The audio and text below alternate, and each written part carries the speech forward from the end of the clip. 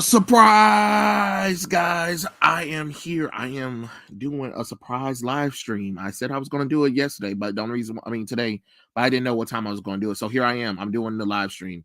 Yep, that's right. I'm here. I'm doing it. We're doing this. Let's do it. And I better probably share it out. The least I can do is share it to my post.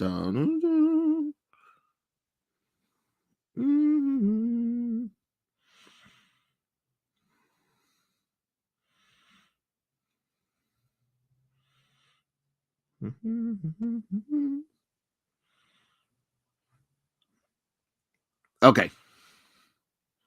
There we go.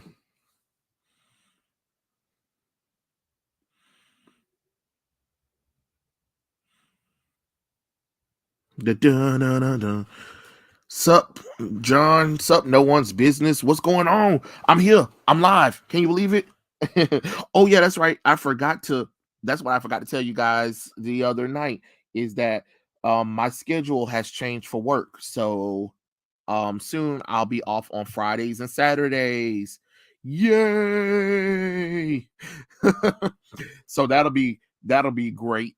I can't wait to start being permanently off on Friday and Saturdays because that's what I love. I love being off on Fridays and Saturdays. Nothing like a good let's go. Let's be off on Friday and Saturday. Hey, hey, hey, hey. But yeah, I am here.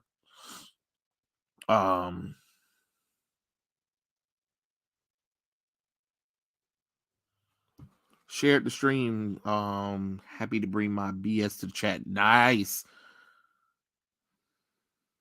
Live now. Okay. So since I'm live and since we're going to talk about all DCEU, Gunverse, WB, Synderverse, who knows stuff, this is the stream for it. So whatever we got to talk about from DCEU news or whatever, let's talk about it. Let's get it all out of our systems. Let's throw it up because I know I didn't get a chance to really go in about it like I really wanted to, but I noticed something because with this whole DCEU thing, they were talking about the issues with Black Adam thing right now or whatever, and then somebody was like, "Well, that's what the Snyderverse people get for not showing up and supporting their movie." And what bothers me about that quote is, I'm tired of people thinking that the audience has to prove to the studio that they want something. Why should they? You haven't given us anything we want for the past couple of years, right? But then you expect me to show up for a movie when I don't know where this movie's going from. Like, you're asking me, hey, every movie that we make, if you guys really want Zack Snyder or Henry Cavill or Ben Affleck back as Batman or Superman, you guys got to watch every movie that we do. Because if you don't, then guess what? You're not going to get the characters that you want. No, that's not how the hell that shit works. The audience isn't about to what you want us to do. I don't understand that. Why would I show up for other movie projects when I'm not going to get what I want? So why would I show up to Birds of Prey and Fabulous Emancipation of Harley Quinn? Why would I show up for Wonder Woman 1984? Why would I show up for The Suicide Squad? Why would I show up for Shazam Fury of the Gods? Why would I show up for The Flash? Why would I show up for Blue Beetle? Why would I show up for Aquaman The Lost Kingdom? What sense does that make? I'm tired of people thinking that we're supposed to just show up to these companies' stuff. Well, you have to show up so they can know that you want it. No, they have to prove to us that they have to earn our trust. You've broken the audience trust time and time again. Why the hell would I give you money? Well, those movies are there, and if you don't watch it, it just shows that you don't care. No, I do care. That's why I'm not watching it, because I don't want to put no time and effort into wasting my time supporting a film franchise when it's about to get rebooted, or the directors and stuff or the studio heads panic and was like, no, never mind, we're not going to go this way. We've been pulled along and strung up for almost 10 years. And you're surprised that people didn't show up for the last couple of DC movies? Why would they? They don't know where shit's going. It's so dumb. You know, it's the most aggravating thing I've ever heard of. Let's see. Cavill was a good Suits, but his movie sucked, no fault of his own. I'm sorry to see him go. I'm happy to see him thrive in something he can have control in his own hands. Yeah. I don't know anything about Warhammer, don't really care, but I'm definitely going to watch it and support it. He has my full support on it. You know what I'm saying? So hey, let's go, you know.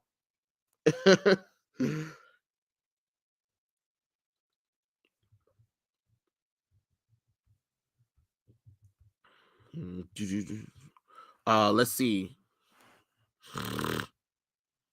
Give me a second. I will copy it. Okay.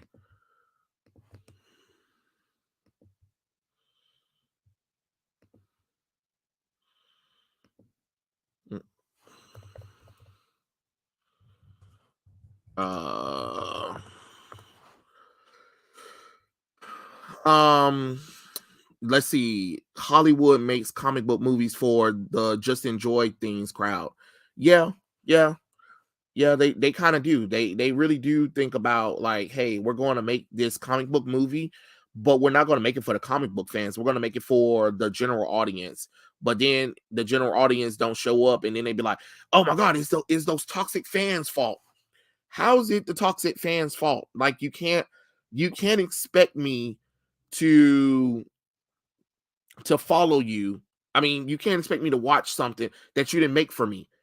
Just like when we criticize it, what's their favorite line? It's not made for you. It's a different universe. No one cares about the comic books and stuff like that. Okay, then. So what makes you think I should be invested into your universe or your stories or whatever? You know? Um, you seen Elvis biopic movie? No, that's such a random thing to say to me, Sean. Like, why Elvis ain't got nothing to do with DC at all. Like at all. Um, but yeah, it's crazy. Please watch my movie that we didn't make for you. And we also hate the fact that you love this franchise. Please watch our movies. That doesn't make logical sense at all. At all to me. Shit don't make sense to me. What's going on, nerd culture? Is toxic. What's up? I just enter your stream, so I don't know what you're talking about, but I want to join this conversation. So, what was you talking about?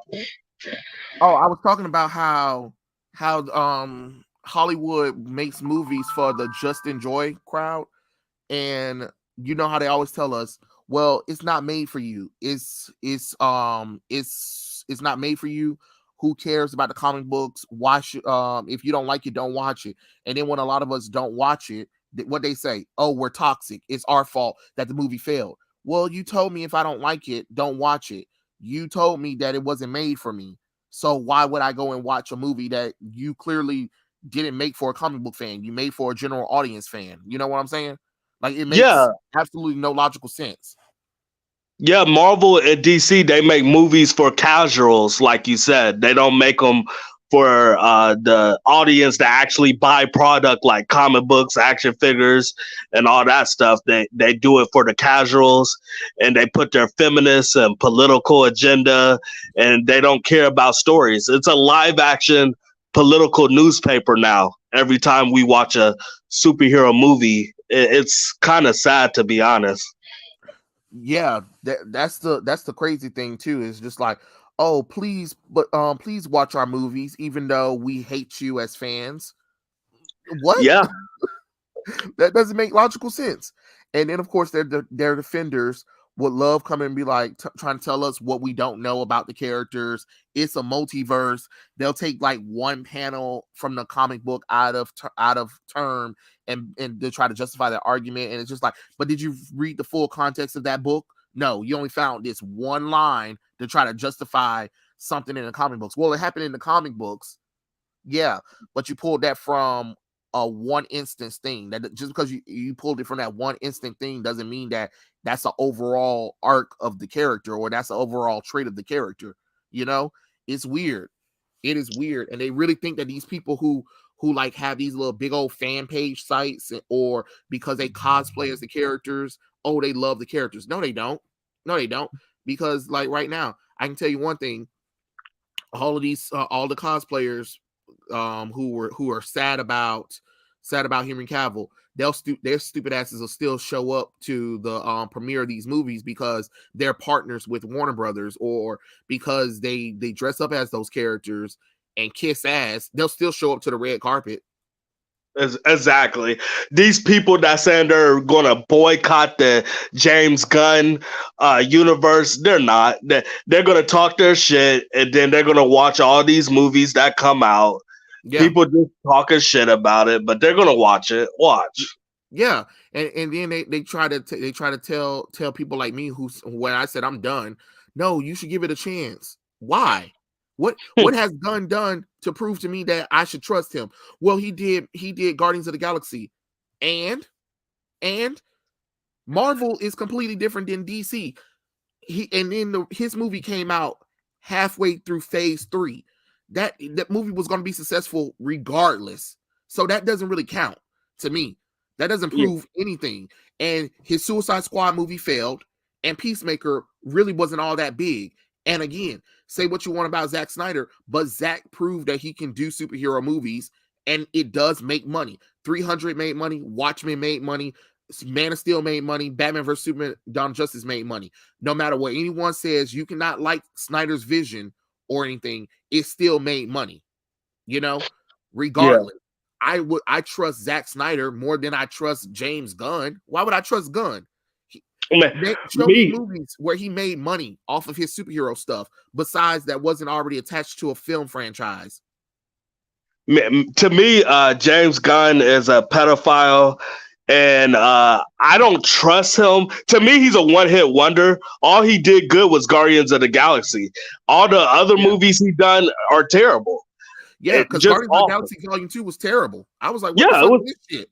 It was Rocket Raccoon stealing batteries. It was awful. Yeah, it was not good at all. Like, yeah, he's a one-hit wonder. Pretty much, especially in the superhero genre. And then people were like, "Oh my God, Peacemaker was so good." What was good about it? Nobody can really tell me anything that was good about it, because most of the time it was ad-lib and it was nothing but fucking fart jokes and dark humor. That's not superhero characters. I'm sorry. Peacemaker is a serious character. So to take a serious character and make him a complete jackass or make him stupid so you can tell some dark humor jokes, that's not character development to me. What was good about it? Exactly. And I boycotted the Peacemaker because I don't like John Cena. I think he plays the same type of character in every movie. So I was good off that. Yeah, that's what I'm saying. That's exactly what I'm saying. And then they was like, well, and then people were like, well, Black Adam failed at the box office. And I was like, yeah, the reason why Black Adam failed at the box office is because we don't even know where these characters are going in the universe. Why would people get invested in Black Adam, the Suicide Squad, Birds of Prey, Wonder Woman 1984, and the rest of the other 4 upcoming movies, when y'all just said y'all gonna reboot the universe? If you're gonna reboot the DCEU, you need to reboot everything. That means all of James Gunn projects need to be canceled immediately. And it's kind of funny how they trust Gunn over Zack Snyder when Gunn hasn't even shown success for DC themselves. Make the shit make sense, because it doesn't. And everybody was like, oh, it's the pandemic, it's the pandemic, it's the pandemic. No, fuck that pandemic excuse. Because even then, people didn't buy the Peacemaker series when it was on sale for on Blu-ray and DVD. Who brought it? Not me. Exactly. That's what I'm saying. But you know what? You know who brought a lot of stuff? When Zack Snyder's Justice League movie came out, that movie was hardly nowhere to find. You couldn't even find it in stores. I kid you not. You could not find that movie in stores because that movie was selling out like hotcakes. But to me, I don't like either. I don't trust James Gunn. I never liked Zack Snyder universe. I almost feel like they should just pay Steven Spielberg a lot of money and bring some old school people into DC and bring it back to what DC should be with the Christopher Reeve movies. No, I want to own I'm not even going. I'm not going to agree with that one because that's the problem. We're trapped in the past. We have to be able to move on. If Marvel is able to experiment with their characters and move on into the modern time, DC should be able to move into the modern time. We can't keep going back to Christopher Reeves. Well, guess what? Christopher Reeve movies failed after the second movie. Nobody wants don't want to mention about Superman 3 and Superman 4. Oh, those don't count, Trey. Yes, the hell they do. Superman 3, Superman 4, and Supergirl. Those movies counted. And those movies. But remember, it had the same thing that the first two Christopher Reeve movies had. It just had a bad script. You know what I'm saying? But nobody ever blames the directors for those movies failing. They blame the studio. So I can't blame Zach for the failure of the Snyderverse because they told Snyder, we want you to reboot Superman, but we want you to tell it like Christopher Nolan told the Batman movies that we had previously. But we also want the movie to make $1 billion. Okay, dark, greedy reboot. I got you. Yeah, so I got a perfect person for that. You asked him to go dark with the movie. He already did Watchmen. Of course, he was able to do it because no matter what anybody think, Man of Steel was gorgeous. Man of Steel was gorgeous. Could it use a little bit more color? Of course. I think if they go back and edit that movie and make it more colorful, I bet you more people will be like, oh, now it's looking like Superman. But at the same time, people have to remember, at the same time they ordered that, DC Comics had already rebooted the universe prior, a couple of a year before, where they did the New 52, where they wanted the characters to be darker for a modern time. You know what I'm saying? Yeah. So are you telling me you like the Zack Snyder universe? Because I didn't like the Zack Snyder universe. Actually, I enjoyed it. Because you know why? Because it was different from what Marvel was doing, what the MCU was doing. Because when I was watching MCU, I was like, holy fuck, this is too lighthearted. It is too lighthearted for me. I'm not saying that it felt like it lost its medium when Disney brought it. Like right after the Avengers movie, I felt like they went too far family friendly. Does that make sense? And yes. That was criticism that they were getting too. People were like, "Oh, it's too lighthearted. Where's the seriousness of the characters?" You know what I'm saying? So remember, Warner Brothers was hearing that. So Warner Brothers was like, "Okay, the fans say that they don't want a lighthearted comic book universe." You know what I'm saying? Yeah. Disney went to hell. Disney, Marvel, Disney, Star Wars, all those products, they're dead. Marvel won't be the same until they sell it. Yeah, and I think Warner Brothers heard the opinions of what we were talking about with the MCU and was like, okay, well, we were going to make it lighthearted, but we see that you guys don't want this lighthearted version of the characters, so let's do it a gritty. And remember, this universe takes place in a post 9/11 world, and another thing that people don't want to admit is that these DCEU movies had consequences to the actions. Because think about it, all of the bullshit that all the MCU movies had, there was barely any consequences for the characters. It didn't start happening until Age of Ultron. And even then, after Civil War, that shit went out the back window.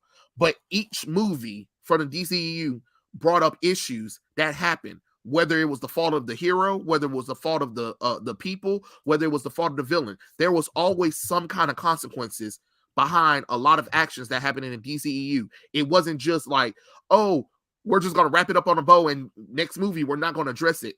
It was addressed. So I have to give credit for DC and Zack Snyder treating the characters with the gravitas of, they're like, okay, I'm gonna take these characters, I'm gonna take these DC characters, and I know you guys want them to be the characters you want to, but first I'm gonna have them at their lowest, and then once they get through this great tragedy and dealing with Darkseid, they'll realize that the world doesn't need them to be dark anymore. They don't need them to be, less hopeful. They need them to be hopeful, because Zach, at the end of his treatments, the characters were going to be those characters once they went through a character arc. He didn't want them to start off being the classic characters that we knew and love. He wanted them to go through a character change and then get to the characters that we all know and love. And I can respect that. And because we never let that treatment happen, I can't say, oh, it was horrible, because DC panicked. Warner Brother panicked after the first 2 fucking movies. Who does that? Because if that's the case, the MCU should have stopped after the Incredible Hulk, because the first Iron Man movie only made $538 million. Then Incredible Hulk only made 400 million, and Captain America the same thing. Like, those movies didn't just make a lot of money over time. You know what I'm saying? Yeah, exactly. So I can't say Snyder's stuff was terrible, because we never got a chance. We never got a chance to. He was trying to go through a long character development with these characters, but everybody was so impatient, including us as fans. We have to put a little blame on ourselves, because we wanted it like that. But he wanted those characters to go through that growth so they can become the characters that we were familiar with. And I have to respect his hustle for it. Do I agree that WB should have told him to go the New 52 route? Hell no. Not in your lifetime would I have told him to go that route. But I understood what they were going for. You know what I'm saying? That's why I can respect it. And then Justice League, his Justice League movie showed, like, damn, if WB was fully back behind that movie could have made easy $1 billion at the box office. But they didn't want it. Because you know why? Why they panicked? Because because they knew that over time his movies were making money. Because think about it, once they got rid of Zack Snyder, they gave creative control to all those directors for every one of their movies. And every one of those movies, they went the lighthearted route.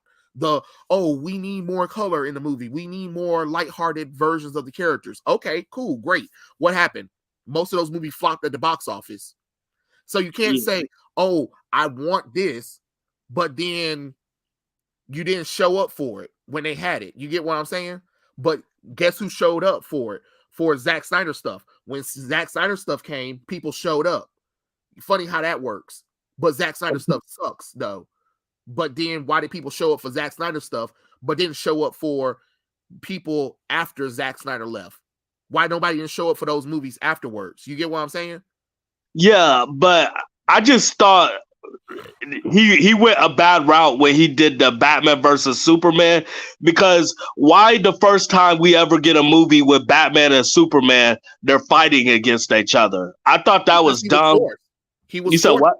He was forced to put Batman into the movie because Batman vs. Superman was never supposed to happen. It was supposed to be Man of Steel, Man of Steel 2, Wonder Woman, the Batman movie. And then we were going to get to the Justice League movie. That was literally his original plan.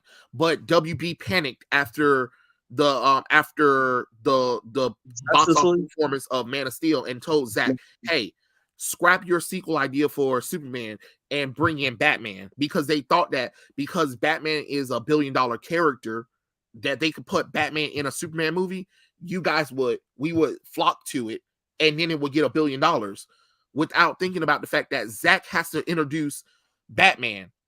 And then he told him, oh, bring in Wonder Woman as well.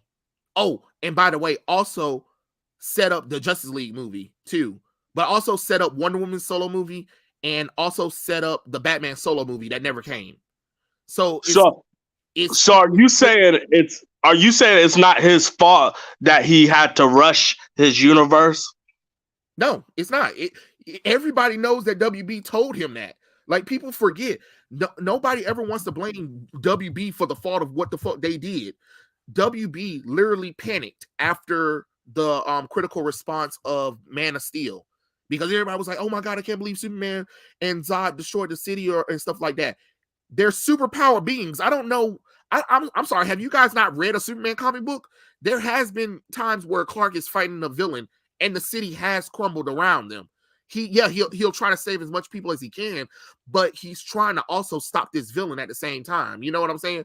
So kind of weird that we see a destruction of a city during a superhero fight, but nobody had a problem with Avengers. Like, what the hell? Like the aliens was all over New York City, but no, that's fine. That's fine. Even though that was more destructive than what Superman and Zod was doing, but at the same time, I'd rather remember this was Superman's first day on the job too. So I don't know what people was expecting. It'll be everybody was expecting him to be the Superman that we all well know and love. But remember, this is an origin tale of him becoming Superman at his first time. You know, when you become a hero for the first time, everything's not going to go out the first go around easily. He might fail, and I think the whole point of him snapping Zod's neck was to show that, damn, I have to come back better than this because I put everyone in danger, but at the same time I have to learn that I have to be better, and that's what he was learning. But at the same time, we as a society was judging him. Like, let's not pretend like post 9/11. Let's say, for instance, the world is post 9/11. And this is right after 9/11 happened too. So we have an alien coming to our planet, and he's invulnerable. He can't be beat at all. You mean tell me that the human race wouldn't be criticizing every move he does, even when he tries to help out? Come on now. No. If you say no, you a goddamn lie in a body bag. Yeah, you know what I'm saying? Yeah, I get what you said, but to me, I feel like they should go a new route because WB screwed up Zack Snyder stuff. I think he should have got let go, and then I felt like James Gunn should have never been considered to run DC. Yeah. Like having James Gunn in DC, that's just ridiculous. That's the one I can definitely agree with. I can't really say let go of Zack Snyder because how I'm going to fault Zack for our stupid decisions. You know what I'm saying? If I'm the one in charge of the studio and I'm the one who told him to do this shit, and then the movie failed, how I'm gonna get mad at him? We approved it. We approved it. I see it like this. His universe to me was not that good. A lot of people would agree unless they're Zack Snyder fans. And say that, but again, the money's in the proof. Yeah. Everybody who keeps saying that say that, oh, it wasn't that good. Okay, if it wasn't that good, why does the movies that he's done sell out better than the stuff that they have outside of Zack Snyder? You get what I'm saying? It doesn't make sense that the DVD sales, the merchandise sales of Zack Snyder's stuff when he does his DC stuff outsells the stuff out when they remove Zack. Okay, we got rid of Zack Snyder. Now we got these other people in charge, and they're doing their own thing with these movies. Well, if that's the case, why didn't these movies do well? You get what I'm saying? Well, Zack Snyder got a coat.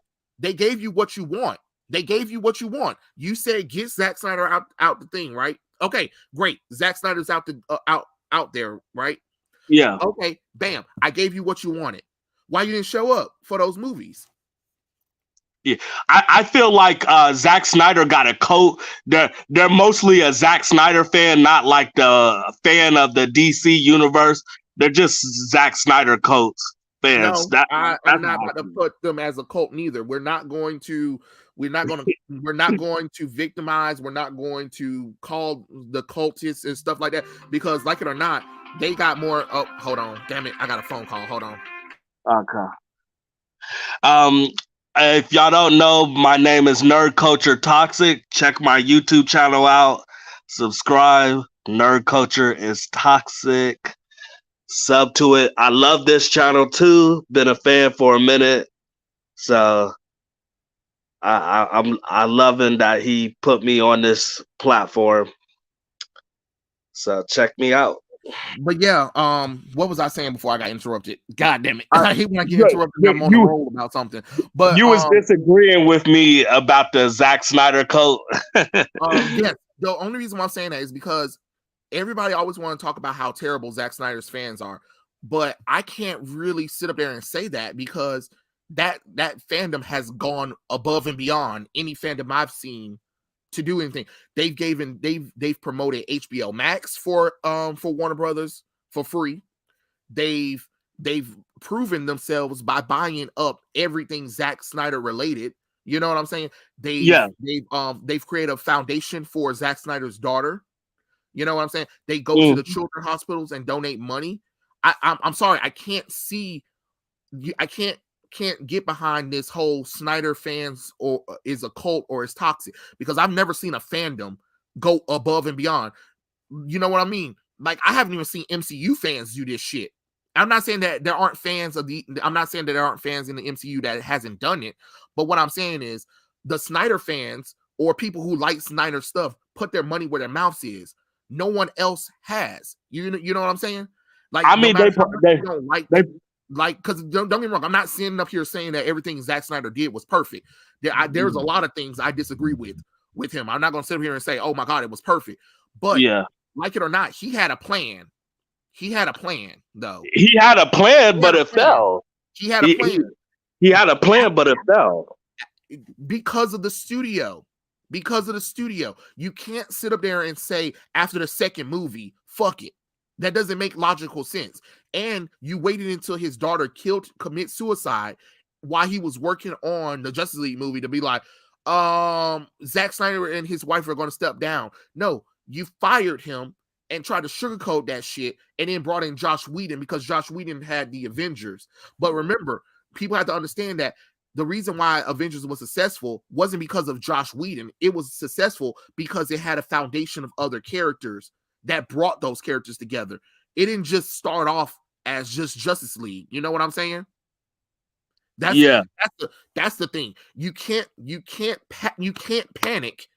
You can't ask me. I can't hire, like, I'm sorry. If I'm doing a business and I hire you to do something, right? Yeah. It's at the end of the day, it falls back on me. It falls back on me as the owner, because I'm the one who listened to your ideas, right? And I said, and I gave you the green light, right? Mm-hmm. But then it didn't perform the way I wanted to. But that was me, because I'm the one who put a pressure on you to make $1 billion from a origin movie. Name one origin movie you've seen that made $1 billion? I'll wait. Maybe Black Panther, the first one. But was it an origin story? It's not an origin though. Yeah, you kind of right. It wasn't really an origin story, but it was like the first movie. And the reason why is because Black Panther showed up in another movie though too. Yeah, so, that is true. Yeah, that is true. You know what I mean? And then it was held up by a franchise. I'm talking about a movie that's the start of something, not an entry into a franchise. Nope, the first Iron Man movie only made $585 million worldwide. Yeah, the Iron Man didn't make nowhere near $1 billion. Yeah, that's what I'm saying. Yeah. Now, if there was a proven track record of an origin movie making $1 billion, then sure. But WB was stupid for thinking that they can make a Superman movie and it was automatically going to get $1 billion for an origin movie. You done lost your mind. You done lost your mind. like, what was you thinking? For the start of our, first off, this is the first movie in our universe, but it's also an origin story for Superman. But I expect $1 billion. If you came to me with that, I would have been like, sir, with all due respect, you're tripping. You're not gonna get $1 billion. You're not gonna get $1 billion. You know what I mean? Exactly. Hold on, let me check that. Let me check that out, Manny Names. Give me 1 second. Yeah. Oh, a lot of people are boycotting Guardians of the Galaxy Volume 3. Love to see it. Love to see it. They should boycott a Volume 3 because of how bad Volume 2 was. Yeah, and then they're going to introduce Adam Warlock after the events of Infinity War. That's stupid as fuck. Yeah, that is dumb. Like you said, they make the movies for the casuals. Yeah, they don't make Richard Donner's Superman movie made 300.5 million. So I guess it's still not a lot, but it's not a billion. It's not a billion though. Sup, Doctor? The Joker movie. How much did that make? That one made $1 billion. Actually, it actually did make Wow. $1 billion. But That movie made that's the villain story, and that's after the fact of a DC movie franchise. And I don't know. It's not, because it's not really a superhero movie though. Yeah, that's It's true. not really a superhero movie, so it doesn't really have anything to prove, and it's not really starting it wasn't supposed to start a franchise, honestly. Like, the Joker movie was supposed to be a one and one done thing, you know what I'm saying? So I don't know. I mean, I guess you can count Joker, but even then, when we're talking about Superman, like, how the hell could you have thought that you was going to get Superman when all the Superman movies didn't make $500 million? I mean, they made 500 million, maybe 600 million. So that's in the range of what a origin movie I expect an origin movie to make. So the executives at WB was stupid. They were stupid on them. That was on them, not Zach. Yeah. Like, you could not have thought that Superman, Man of Steel movie was going to make $1 billion. I don't know how you could have thought that. Nah. I don't know how you could have thought that. That was just stupid on y'all to think that. Adam Warlock looks like a joke. Yes, he does. He look like a fucking joke. A joke of a man. What are my thoughts on Watchmen 2009? Not bad. Not bad, actually. Not bad for Watchmen. I appreciated it. But I mean, I'm not gonna lie. Watchmen's not my favorite story though. I've read the comic. I have the comic. Me too. I got the original 12 issues. And I mean, and I remember they kind of, I remember they kind of made us read that story for school too. Like, Watchmen, The Dark Knight Returns were like fundamental stories. Oh, and V for Vendetta. So wow, they let you for $2. Joker should be only be a solo film. I wanted to, Dr. Hino, I wanted it to be $2. I mean, a solo movie. I wanted it to be a one and done thing, but no, let's do more. Ugh. I did not want that movie to be more than what it needed to be. I was like, all right, cool. That was it. We're done. Let's never touch it again. And they were like, let's touch it again. I'm like, oh, I really wish you didn't. Are you gonna watch this musical sequel of the Joker? Because I don't think I'm gonna see it. Like, that sounds terrible. I don't know. I have to see a trailer or something, because I'm and don't get me wrong, I like Lady Gaga, but I don't know if it's worth it though. Exactly. Like, and there's nothing against Joaquin Phoenix or Lady Gaga. I just don't understand why there's a sequel. Yeah, it didn't make sense. I don't understand why it's a sequel. It just doesn't make logical sense. Yes, Dr. Hino said I can't do musicals. I understand that. I'm just even without the musical thing, I'm more tripping about the fact that it's a fucking sequel to a movie that didn't need a sequel. To me, if it's a sequel, Batman need to be in it somehow, some way. Like, it can't be just another film with the Joker and Harley Quinn and they have no villain. I mean, no hero to fight on. That's stupid.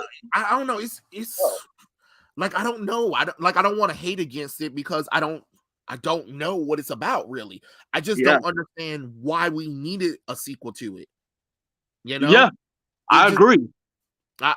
It puts me in the middle for it, because I don't want to say it doesn't deserve to exist, but at the same time, I don't feel like we needed a sequel. But I understand people did want a sequel for the Joker movie, but I just don't. It's just one of those. Even if the demand is there, you just don't do it. You just don't. Any movie that makes $1 billion, they're gonna do a sequel to it. Like that. That's just how it's gonna be. That's the problem with Hollywood too. Is sometimes certain movies you just need to learn to leave the hell alone. You know what I'm saying? Like, exactly. Leave it the fuck alone. Let's see. Adam Warlock was miscasted like a lot of the MCU, his costume is awful. Yeah, that was dog shit. I was like, oh hell no. what is that? And then they got an actor who's not even drop dead gorgeous. I'm like, if you're gonna get Adam Warlock, you better find somebody that look like a Henry Cavill. Like, you need somebody who is drop dead gorgeous, because Adam Warlock is supposed to be a gorgeous character in the comic books. He is literally a perfect being. That is literally his whole point of his creation, is to be a perfect being. And you get whatever the fuck that guy is. I'm like, all right, he looks average. He looks average. You know? No. One of your subscribers asked, have I seen the costume? No, I have not seen the costume, and I'm scared to see it. But it seems like it's bad. Let's see if they got a picture of it. Hold on. Yeah. Are you able to show a picture? Because I have not seen that at all.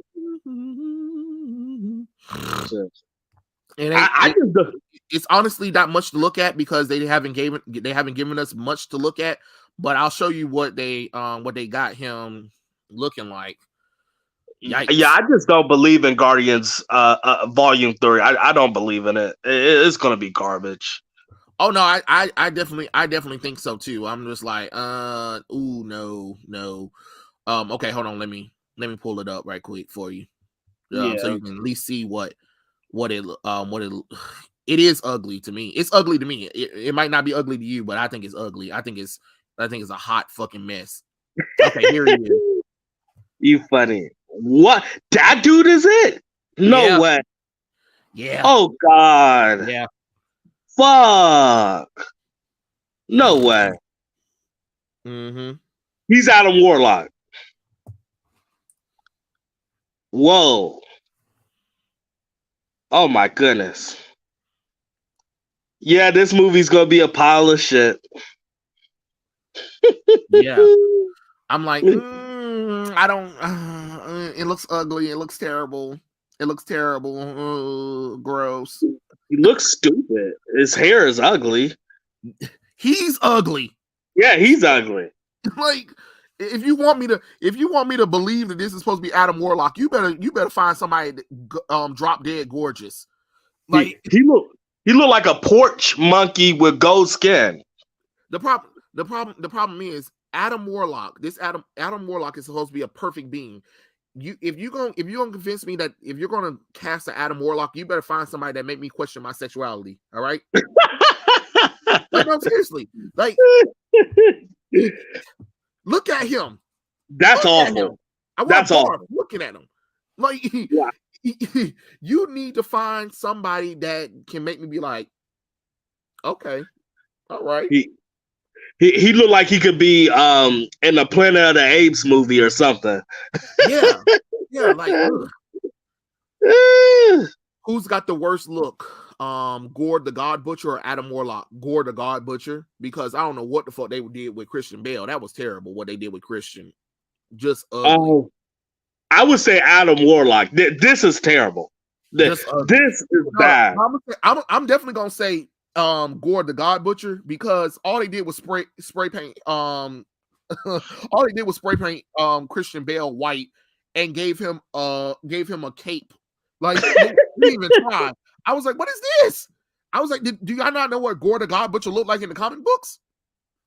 Yeah, it was both bad. Like, Jesus. But this is worse. I don't know.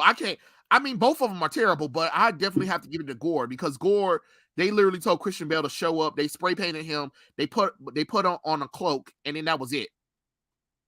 Bro, I think this is worse, because this just don't look like Adam Warlock at all. This look bad. In fact, at least he got a costume. Because I don't know what the hell Gore was. Gore wasn't even a costume. That wasn't even a costume. I was like, what is this? Like, no. Have I seen Gamora's new MCU costume? I don't know. Did they even show Gamora's new? Hold on, let me see. I don't know if they have a good Gamora's new costume. MCU. Bro, it's like when superhero movies became mainstream, that's when the agenda started coming. The political, the feminized, all right. these other agendas. Definitely. I kind of wish superhero movies never became mainstream because now this is what we got. We get messages now. Yeah, definitely. Let me see. They're not really showing much from Gamora's new costume, so I mean, there's not much I can get from this. I can't really see anything. All I know is her hair is long. That's about it. But if you're asking me what I think about her costume overall in the MCU, dog shit. Oh, you mean her MCU? Yeah, MCU. Every costume that Gamora had in the MCU was terrible. Because I don't know what the fuck that is. That's not Gamora. Like, Gamora is supposed to be one of the hottest, baddest bitches in the MCU. I mean, in Marvel. I don't know what that was. They don't want to show her sexuality because they're like, oh, she's a strong woman. She don't need to be beautiful. You know how Marvel thinks. Oh yeah, that's right. Because they want us to be attracted to the men. Exactly. They'll feminize the men and then make the woman try to be like men. That's what they do. It's garbage. It's an agenda. In the game, in the comics, she's hot. Look at how she looks from the game. No, in the game, she ugly too. I don't know what the fuck. That Guardians of the Galaxy game too.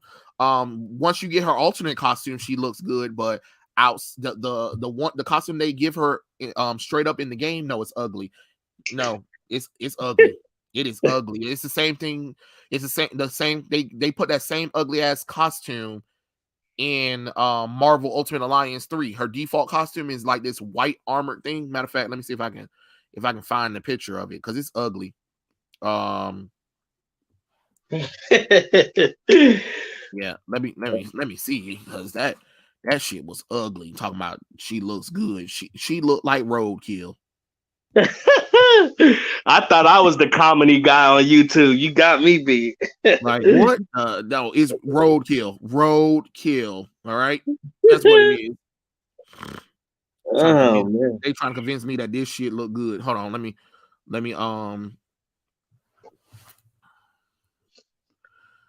Okay. Kill shit. Do you think that Disney Marvel will ever come out with a good movie? Because to me, it's like for years, the product has just been bad. I don't believe in this company no more. No, I don't. I don't believe it in the company itself either because they have too many people in there. Like Nate Moore just recently said that they don't want fans to work on for Marvel Studio movies. He even said that if he finds out that the writer or the director or anybody who likes the comic books and like the characters from the comics, he said that's a red flag to him. Like, oh, okay. Okay, it sounds like that's the death of Marvel then. No, Gamora's ugly right here. What the hell is this shit? What is that? What is that? She looked like a dyke. That's what I'm saying. I know. No, I rebuke it in the name of Jesus. No. It's ugly. It is ugly. And let me see. Hold on. Guardians. Let me see. Marvel Ultimate Alliance. Marvel Ultimate Alliance. Wanna be She-Hulk looking motherfucker. And she's still ugly in this game too. I'm like, God damn, y'all killing me. Yeah, they could at least let her have cleavage, something. Shit. That's what I'm saying. Like, she is straight. They put her in straight up armor. Like, that's not Gamora. They want their female characters to be a dude so bad. Remember the Black Widow movie with the Taskmaster? Yeah. I thought Taskmaster was a dude until he took off his helmet. He is. Yeah. I made a video about it. The guy who did it, he did 90% of the movie. They just CGI'd a girl's face on his body. Like, wow. Yeah. Fuck me. Fuck. Yeah, that's exactly what they did. Oh fuck. Oh. Thanks a lot, Disney. I'm gonna show you. I'm gonna show you the one from the Marvel Ultimate Alliance, and I'm like, she got a better face. She got a better face though. That chest is ugly. Like that. Yeah, her chest piece is ugly. Like she's supposed to have some titties. She's supposed to have some titties. I don't know what the fuck that is. Let me see. All right. Here's what she looks like in Marvel Ultimate Alliance. Okay, she got a pretty face, but all of this, what is this? Yeah, look like a robot body. Like what the fuck? That's her body gets cut off. Gamora would never wear all of this stuff. And compared to what her comic book counterpart looks like. Look, all right, let me see if we can get fuck them for this, man. Comics, because y'all are killing. Let's show what Gamora from the comic books look like. Yeah, bring the one we want. I'll bring one of the outfits that she wore recently that I know a lot of people will be like, hell yeah, that's what we want. But they said nope, they're not giving it to you. So do you still buy Disney Marvel comics? Because I stopped buying them years ago. No. I don't buy. I barely buy comic books like I used to. It's occasionally, and the only reason why I buy some of the comic books is because I know people are going to ask me on the channel to review them, so I can be like, oh, and I can be mad because I'm like, what the hell is this shit? Bro, the last time I bought a Spider-Man comic, I think it was 3 or 4 years ago, and Spider-Man was like at a gay wedding, and I'm like, I'm out. I can't buy no more Spider-Man comics. Like, why do they gotta promote the gay shit? Oh, they promoting it all the time. It's in everything, no matter what you do. It's in everything. Yeah. This is one of the costumes that Gamora has in the comic books. Yeah. Nope, that's too much, right? That's definitely too much. Yeah, to them, that's too much. We can't have that. Oh, because it's sexualizing females. Okay, fine. Well, I'll show you her original costume since that's the issue. We can't have a woman look like a woman. Yeah, even though most of the readers who read comic books are straight males. Exactly. But no thanks. Fuck Disney, man. That's Gamora. Damn. Yeah, that's her. That's Gamora. That's what Gamora looks like in the comic books. That's what she looked like. Andy Lister. Yeah, Andy Lister. I couldn't believe it. I was like, that motherfucker, Andy was the Taskmaster the whole time. They could have just hired him as Taskmaster. Exactly. Wow. I did not know it was a boy underneath that stuff the whole entire time. Yeah. He admitted that he did the performance and the 99% of the stunts. They had a suit for her to wear, but that was about it. Wow. So no, and I'll show you her original costume because I know that one. I know a lot of people are like, "Oh my god," but it is what it is. Disney Marvel has failed us. This is her original costume when she first appeared. They've been failing us for years, man. I don't know if you guys like this one, but at least if they wanted to, she's still sexy. She just got a cleavage. That's it. Yeah. I'll take her down. Green, purple. I don't care. Don't discriminate. Yeah.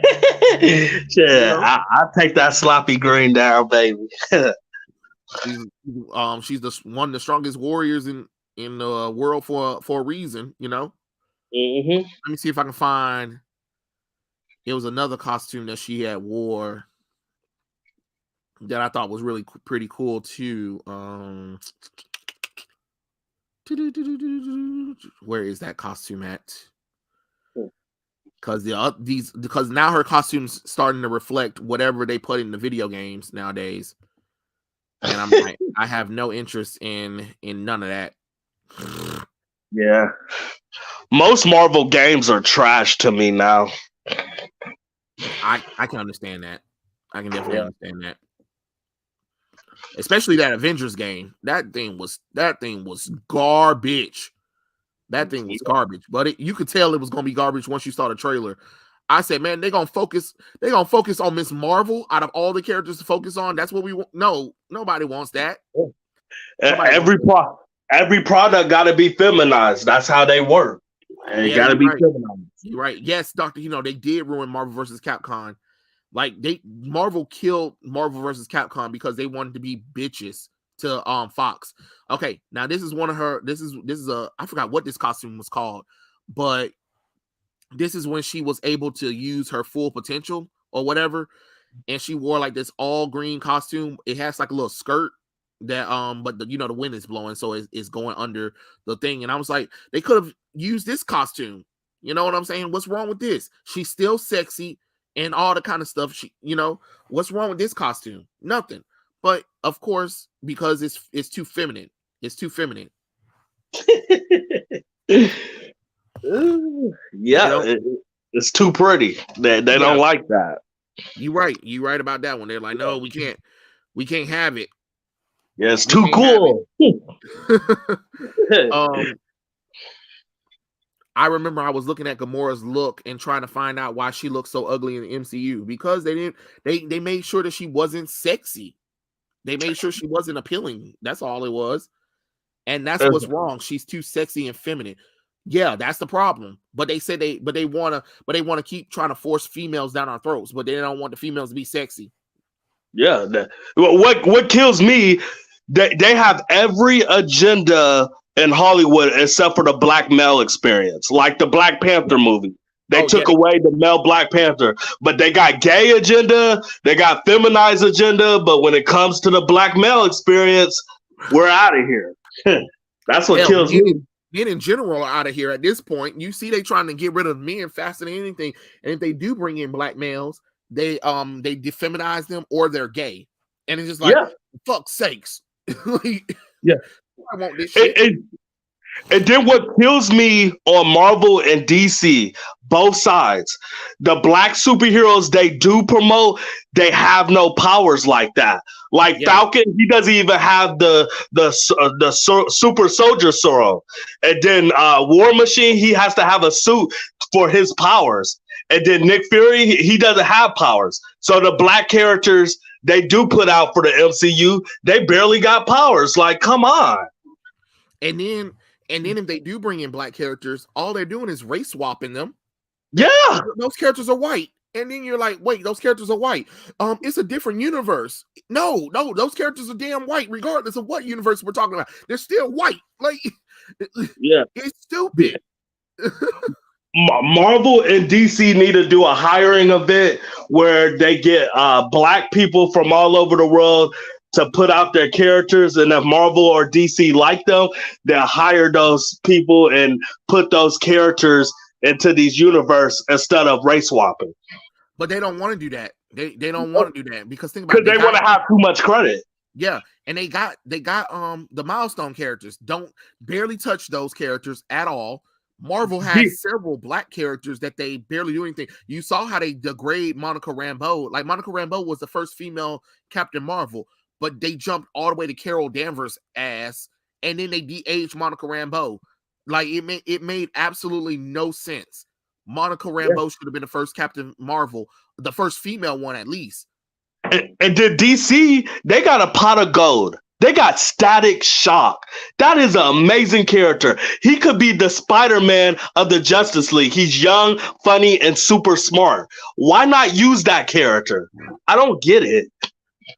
I don't know, because right now, from what I saw with them, nobody's reading the new milestone stuff because they changed the character's origins to fit today's standards. Like, oh, the Big Bang got started because Virgil and them was at a Black Lives Matter protest. Are you garbage? Kidding me? Like, ain't nobody gonna want to read that. Yeah, that's bullshit. It's dated now. It's dated to the point where no, I'm not. If they made Static Shock today, and if they try that Black Lives Matter bull crap, ain't nobody gonna show up. Ain't nobody gonna show up for that. They better. If they make a Static Shock movie in the next 5 years, that better not be the origin story of he was in a Black Lives Matter rally and that's how he became Static. They better not have that story. That's bullshit. That's some fuck shit. I agree. I definitely agree. But it seems like that's what they want to do, though. Yeah. They're just fucking everything, man. Everything's fucked, man. Yeah, that's why I said I had to wash my hands clean of all of it. I washed my hands clean of literally all of it at this point. I'm not doing it no more. I'm not giving no more chances. Like people were talking about, you got to give James Gunn a chance to prove himself. No, I'm not giving James Gunn nothing. No, are you fucking kidding me? I gave my chances to Snyder. Then you said hell no. You said we're gonna do other things. Okay, I tried to be optimistic for whatever you were doing outside of Snyder, and that shit blew up in my face too. Now you think I'm about to give Gunn a chance? Hell no. Yeah, I'm a nerd by heart. I used to love Marvel and DC. And now, yeah. And then DC, you said what? Disney brought Marvel because, and then people need to understand the reason why they brought Marvel and Star Wars was because they wanted to get a male audience, because Disney said that they cater too much to females, which is true. They do cater too much to females all the damn time, but nobody said much of nothing. So then Disney said, we're going to buy Star Wars and we're going to buy Marvel so we can get guys in there. And then what did they do? They changed everything feminine and then got confused why people walked away from the franchises. Yeah, everything's so bad. That's why I'm a YouTuber, to be honest, because if everything was good, I probably wouldn't even be on YouTube. I'd probably be watching TV right now. I'd probably be watching some X-Men or whatever. But since all this stuff is bad, I might as well build my own platform and talk about this bullshit.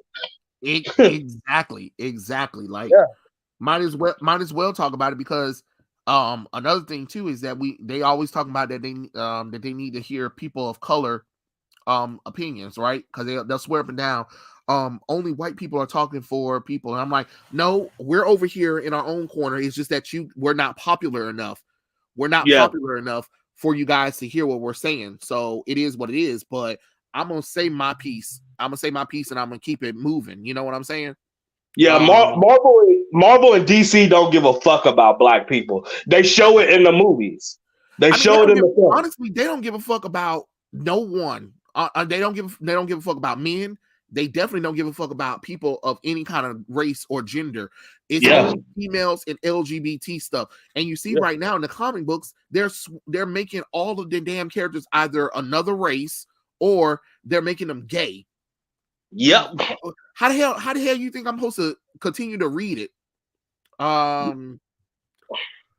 It's dead, bro.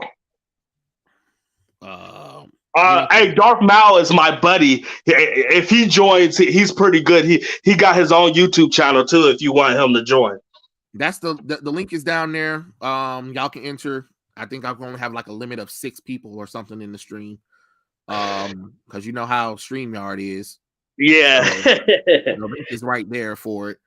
But yeah, Dr. Hino, you're right. Just like church cater to women to fuel their own greed and narcissism. Yeah. And another thing it proves how much society really don't give a damn about men in general. Like it's getting hell of tiring at this point. Sure, if you copy the link and you can enter. Remember, I only have 6 people in here, so just keep that in mind. But yeah, this catering to women thing is getting on my goddamn nerves. I've had it up to here with it, honestly. Yep. Yo, what's going on, fellas? Hey, what's up, Darth Maul?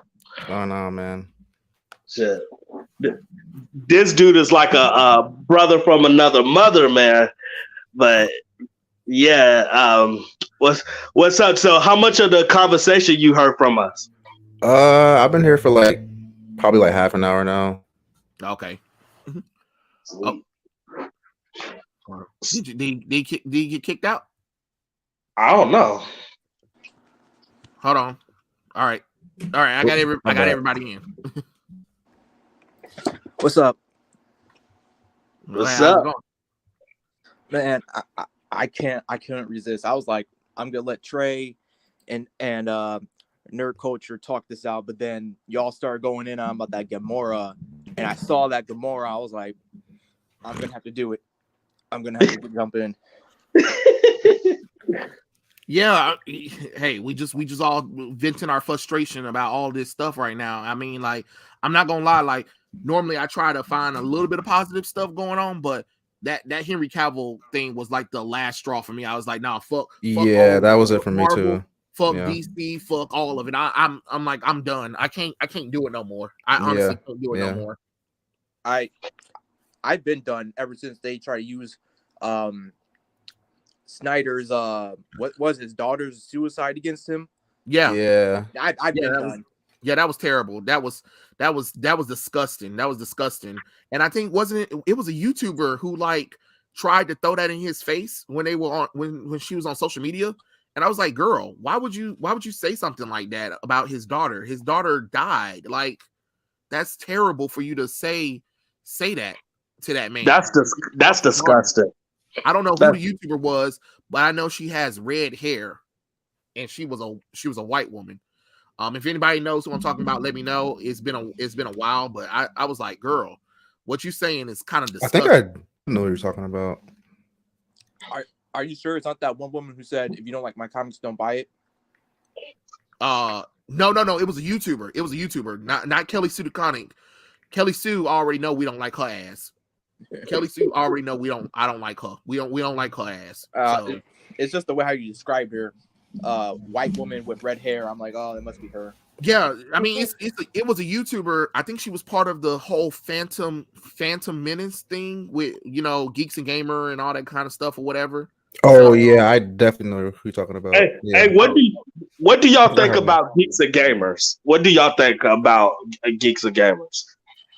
Hit or miss. Right.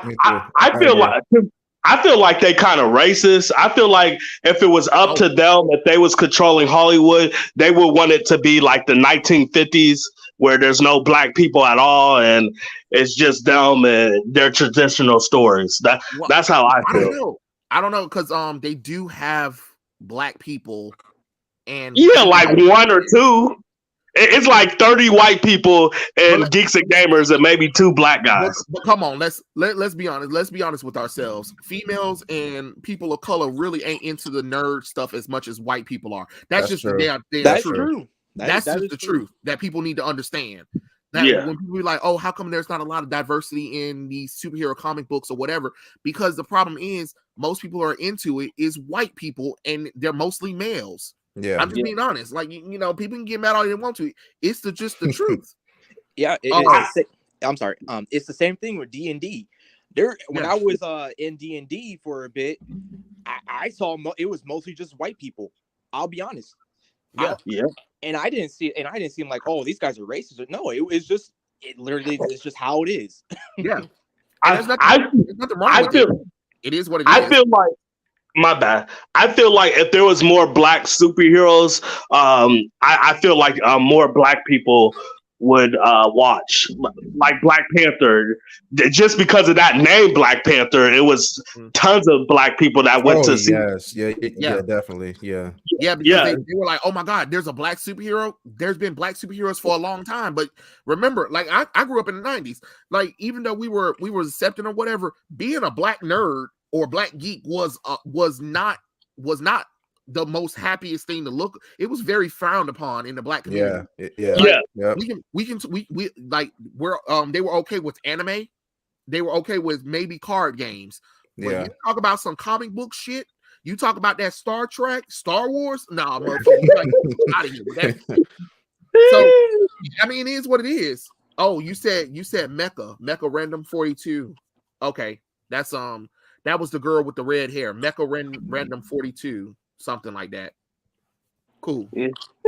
That was the girl who said all that terrible stuff to Zach about his daughter. I was like, oh, okay. All right, I'll put the link in the that's her. She's awful. One more time so you guys can look at it. Remember, I can only get 2 more people in here and then that's it. So just letting y'all know. I heard that she's terrible. Apparently, I'm like, but I mean, I saw a few of her videos and I was like, oh, okay, whatever, and I never really thought about it. But then when I saw her in an argument, and then everybody was like, "Oh, stop being a victim. You're not the victim," or whatever. And then I saw what she tweeted to Zach and other people, and having videos where she rants on Zack Snyder and was like, "It's good that your damn daughter died because she probably killed herself to get away from you and your wife." I'm like, what the fuck? That girl is super toxic. Like, she's really toxic. That's like, evil. Oh my god! Even if I don't like Zack Snyder, you don't say nothing like that about anybody's family member. That's evil. Jesus Christ! Be mad at Zack, but don't drag his children in there. You don't know what was going on with his daughter, but to say that you're glad that she committed suicide because she wanted to get away from him, like, no, that's toxic as hell. Wow. You deserve to get the hell on with that bullshit. Wait, hang on. She's still a YouTuber?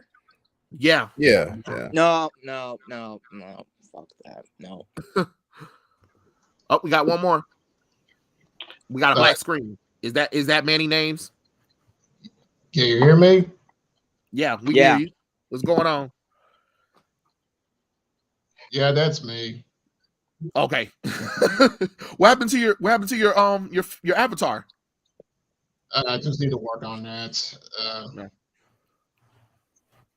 Well, welcome to the screen. We're over here talking random stuff. So, welcome to the family. Welcome to the family, son. Yeah. Wait, hang on. I'm going to read this from Merlin Dodge. She also said bad things about that tragedy in Texas with the kids and the school shooting. I think she said that I don't like kids or something, but I don't know. It's my first time hearing about this woman, so that's crazy. Oh wow. Oh, did we lose? We lost somebody. I know we lost somebody. Damn it. What? Toxic. Okay. He probably got to get back in the stream. Yeah. That's what I'm saying. Like, she was crazy.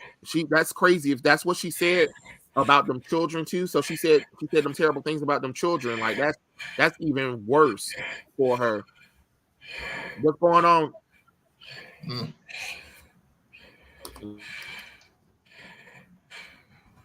What's going on, Hunter? But well, luckily I don't know if any of us watch her because I don't watch her. Do any of you guys watch her? Nah. I have not watched her at all.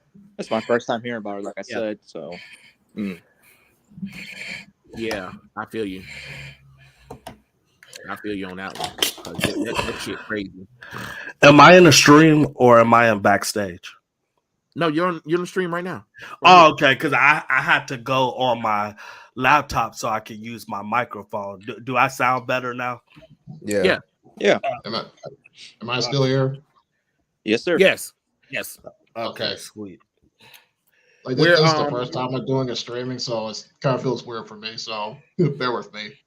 Oh no problem. Hunter, we are ranting about geek culture stuff right now, and how I'm like, fuck all of it at this point. It's just sucks because it's like geek culture is supposed to be like a good thing, a very positive thing, but it seems like lately it's just negative. It's just negative. Well, that's why I changed my YouTube channel. Nerd Culture is Toxic, because I used to call it the Simpsons King Kong Reviews. That was a long name, so I was like, I gotta change it. But Nerd Culture is Toxic now. It's not good. Oh, most definitely. And it's just like they turned it into a political game too. Like, why are you taking something that we love, that we put time and effort into, to preach to us about how we're wrong and we're not inclusive or whatever? Y'all do realize a lot of us was nerds back in the day and geeks and stuff like that. Yes, because geeks were very accepted back in the day. We were the most accepted. We were the most accepted in society. Let people find out that your ass was reading comic books and talking about Star Wars and Star Trek. Everybody will laugh your ass out the damn room. Come on now. Yeah, but what am I supposed to do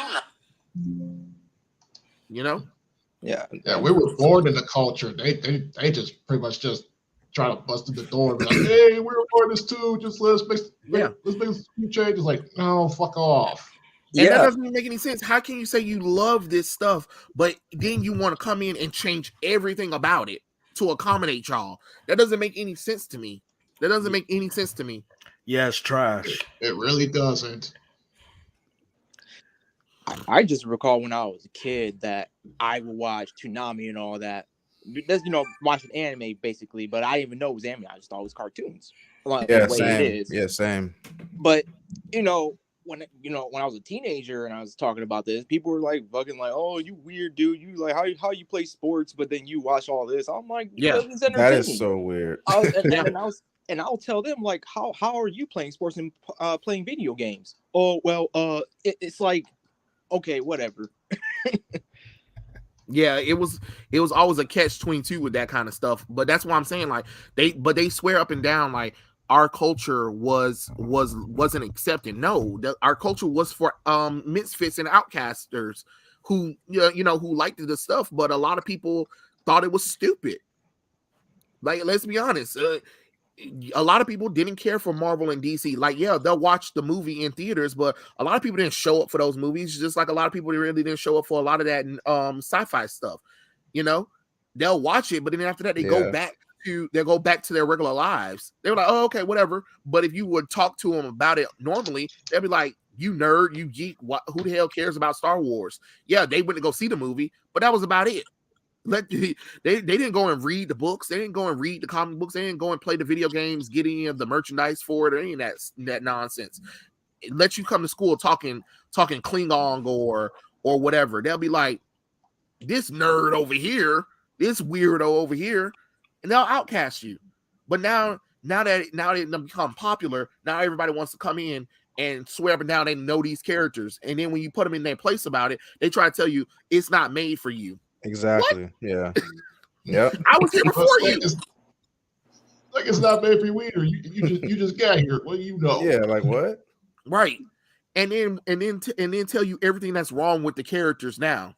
This character has too much cleavage. This character isn't gay. This character isn't black, and blah blah blah blah blah blah. We need to change this. We need to change that. Yeah. This is offensive. Blah blah blah blah. This is offensive. And it's just like, if it's offensive, why are you here?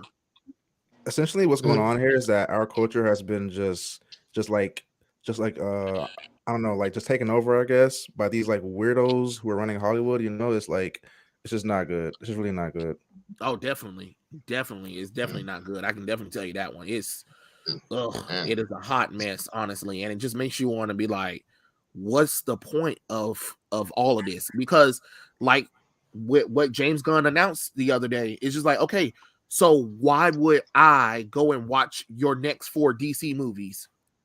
You're not giving me a good reason, because once you admitted that you're rebooting the universe, you kind of made it where I don't need to put any time and effort into your universe. And then you're like, oh, but give us a chance to do our own thing. No, the thing about it is, y'all creatives need to understand that y'all want to know how geek culture was survived this long is because each person that came in respected what the last person did.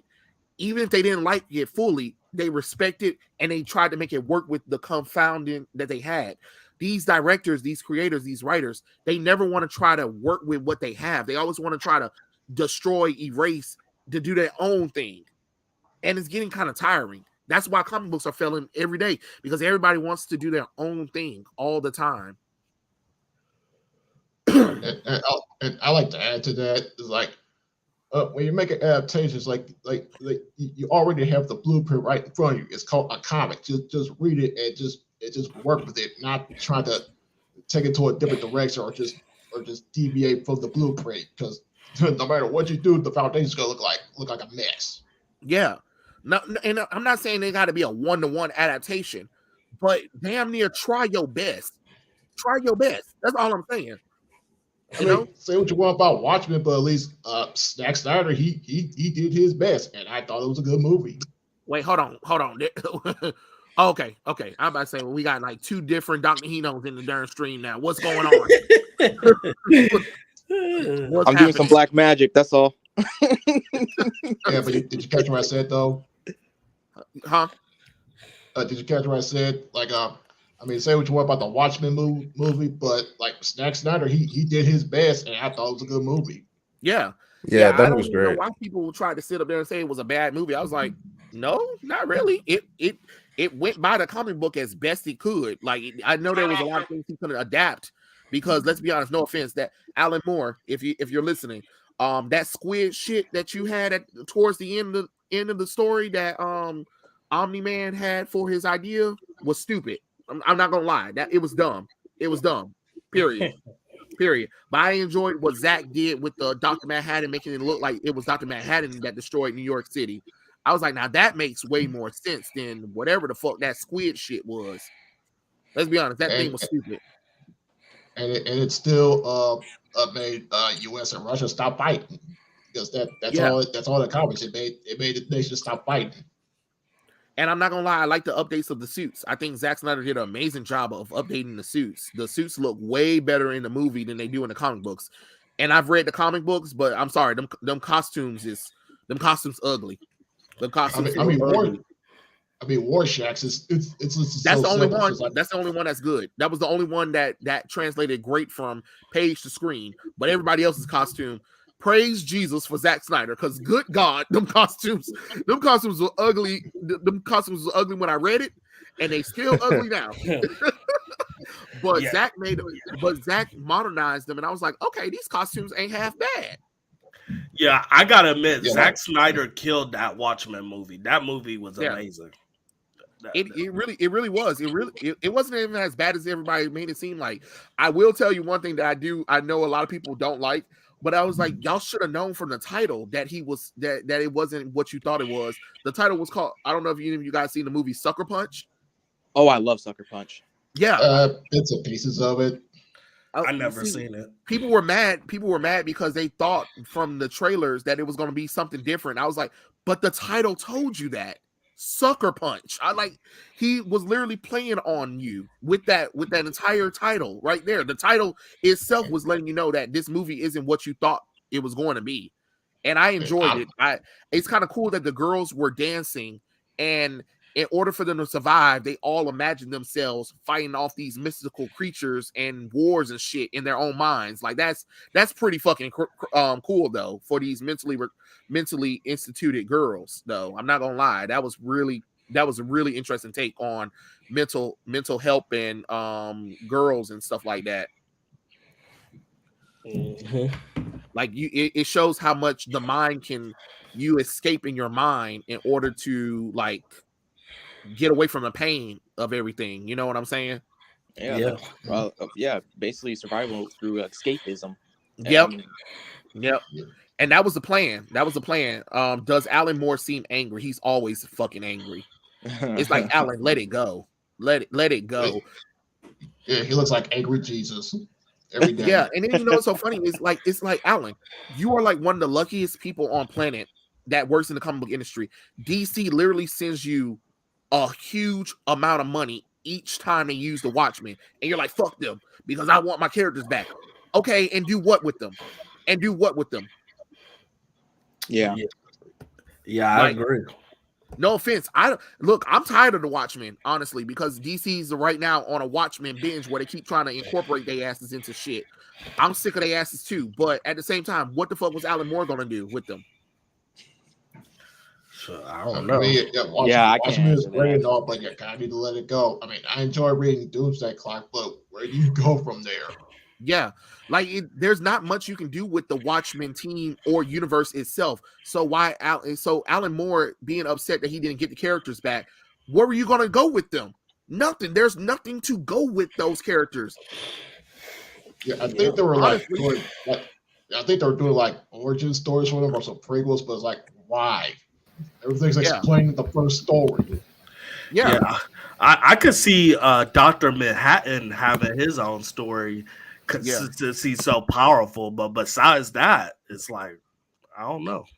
Oh yeah, and then that Warshak series that Tom King did was hot garbage. I was like, all right, that was a waste of time. I didn't even try to watch that.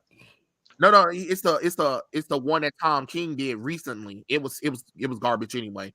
It was terrible anyway. Tom King got that mommy issue bullshit going on.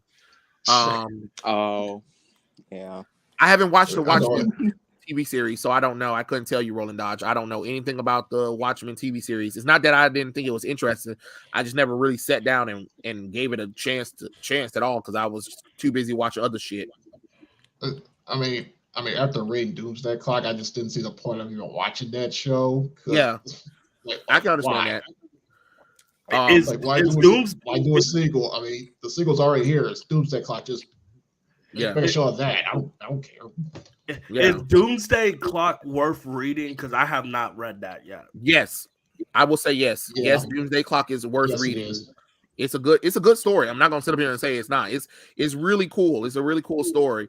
It's just that I hate that DC like bullshit Jeff Johns and then went back to their old ways of the New 52 shit because like Doomsday Clock was supposed to be Jeff Johns' reasoning to return back to classic DC universe. Like we were going to get classic DC back once we did, but he said hell no to that, and then it kind of killed whatever momentum. That's the only thing is like that ending that he had was so perfect, and it could have led into great stories, but DC said fuck no because they had that precious death metal.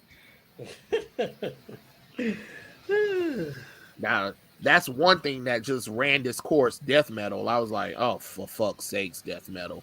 I don't know nothing about that one.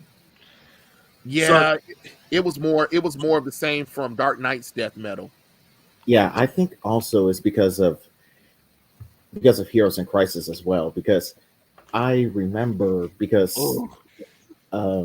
Doomsday Clock was supposed to end in November 2018, if I remember correctly. But Heroes in Crisis was already starting in like in September. And I think that's what really killed Doomsday Clock. Yeah. Just Heroes in Crisis. What a fucking story that was. It was like, Tom King, what is your problem? He keeps writing the same damn types of story, depressing, moody bullshit that I don't have no interest in. I'm over you being depressed. Whatever issues you got, go figure it out. Comic books is not the place for you to write that shit. Like, I understand making art is therapeutic, but if you still have issues, you need to seek therapy immediately. Yeah, like almost all his stories were just nothing but depressing. Like Jesus Christ. Like I remember this one review of a Batman or Superman comic. I can't remember which one, but it's basically it's Bruce and Clark just sitting around having dinner while there's a comet coming to Earth. Like, oh, what the fuck y'all doing? It's a weird comet. Don't stop it. The hell y'all having dinner for? What the fuck? Yeah, or when Catwoman became like the main character in the Batman stories, like she was just doing everything. I was like, what the hell is this shit? Oh my god, that sounds horrible. Or remember when there was a panel where she just beat up two speakers like nah, bitch, you got your ass kicked. There's no. Oh yeah. When she beat up Barry Allen, Wallace West, and Wally West all at the same time. Oh, that's impossible. No, that's bullshit. No, I kid you not. Batman, Poison Ivy was having a mental breakdown, so she had mentally controlled a lot of people in the world at the time, and they was going to visit her, and Batman was like, they're coming. And he was like, how many? 3. She was like, how many? 3. And then she like literally spun around Batman and kicked Barry in the face, like leg swipe Wallace, and then punched Wally West in the face and knocked all 3 of them out. And I was like, what the fuck? Without breaking any bones. And you know what's so crazy? It's all 3 of them was coming in different directions. I was like, man, come on, bro. What? Yeah. I kid you not. Like, did she temporarily have the speed force at that particular moment? Because otherwise, that's some bullshit writing there. Yeah. No. The same thing happened in Heroes of Crisis. The same, and I'm trying not to curse, but the same fucking thing happened in Heroes of Crisis when Harley Quinn literally defeated Superman, Wonder Woman, and Batman. Oh my god! No. Oh, yeah. No way. Yes, no, I kid you not. They were, and then Superman was like, no, Wonder Woman was like, Superman was like, she's good, and then Wonder Woman was like, she's just as good as you, Bruce. No, what? What? No, what? And she literally took Wonder Woman's lasso of truth and used it against them. I was like, man, okay, all right. We're going too far with this shit. This is getting damn stupid. Yeah, comics this is went to becoming hell. dumb person logic now. Yeah, it was definitely dumb logic. I don't know if it'll let me. Let me see if it'll let me, because you guys got to see you got to see the page. Jesus. For that's why I don't stick with mainstream. I stick with indie. See, Catwoman, see, Knocker kicked him and then leg swiped them. Like all three of them. So Flash was coming one way, the other Flash was coming the other way, and then this one was coming this way. So before Batman got a chance to react, bam, boom, bam, and you're like, that is ridiculous. Like, yeah, that's so ridiculous. That's impossible. You look at this and be like, nah, she'd be dead. I'm sorry, that's not possible. She dead. They should be laughing at her when she started kicking them. They shouldn't have even been caught off guard by her. She should have just been obliterated. She literally this was just faster than all three of them, and they're the fastest people. Like, no. Like if that was the reverse Flash, she'd be dead, because there's no way in hell you could catch him off guard like this. Thanks a lot, feminist agenda. Thanks a lot. And Tom King. Yeah, Tom King and the feminist agenda. And Brian Michael Bendis. And Vita Ayala. And Kelly Sue Can you believe they had Brian Michael Bendis? Can you believe they had Brian Michael Bendis write Superman, and he literally destroyed all the goodwill that Superman had? James Gunn. Wait, are you talking about that comic where he got raped by the Russians? No, God. Oh my God, that was yeah. Apparently Superman is a product of rape now. We're not even going to talk about that one. But no, you remember how we had DC Rebirth? You remember we had DC Rebirth, and people were really excited about the Superman run. And then they said Brian Michael Bendis is coming. And they literally had Brian Michael Bendis take over for Ta-Nehisi, for Peter Tomasi. And in his run, he made sure that Lois and John were gone. They went into space with Superman's father, then destroyed the Fortress of Solitude and Kandar. And then his new run had him where they aged up John Kent. And that's how we got that whole bullshit right there. It was just terrible, honestly. Yeah, the good thing I stopped reading DC after like I think around after like that Harley Quinn story done by Sean Gordon Murphy, which that was a good one, but then Sean, he got stupid and made Terry McGinnis Asian just because. Yeah, and then he said there was no he said that he always thought that Terry McGinnis was Asian from the beginning. No, the fuck you couldn't have. Which is his bullshit. name is Terry McGinnis. And you can By look at the his first episode, that's bullshit. When you see his parents, like, yeah, let's see, a white guy and a white woman. Wow. Okay. Well, yeah, come on now. It was stupid. He was just being stupid. There is no way in hell he was just being stupid. And then they were like, "Well, it's not really a big deal." And then he tried to be like, "Well, it's not really a big deal." Well, if it wasn't a big deal, why the fuck you changed it? Facts. Come on now. Same thing with Tim Drake being bought. Same thing with John. What I've seen in the first issue, like he made his mother Asian because reasons, so that's why he's Asian. Like you couldn't pick any Asian character to be his mother, and that would have solved your problems right there. And it kills me when they try to make these characters bisexual, because it really means they're gay. They're not going to be with the opposite sex. They're going to be with the same sex throughout that whole story. Yeah, and that's the crazy thing too, because recently with Tim Drake, like the DC Titans show and Gotham Knights, done had him starting to fall in love with Bernard. There's no mention of him ever being with Stephanie. There's no mention of him ever being with girls. So it's weird. Like you decide to skip over a 30-year relationship and jump to a relationship that some female bitch ass hoe who has a fetish for same-sex relationships. And you're like, oh yeah, this makes sense. And then not even that. In DC Titans, what Tim Drake is black Asian? So he's half black, half Asian. Why? Why? Oh no.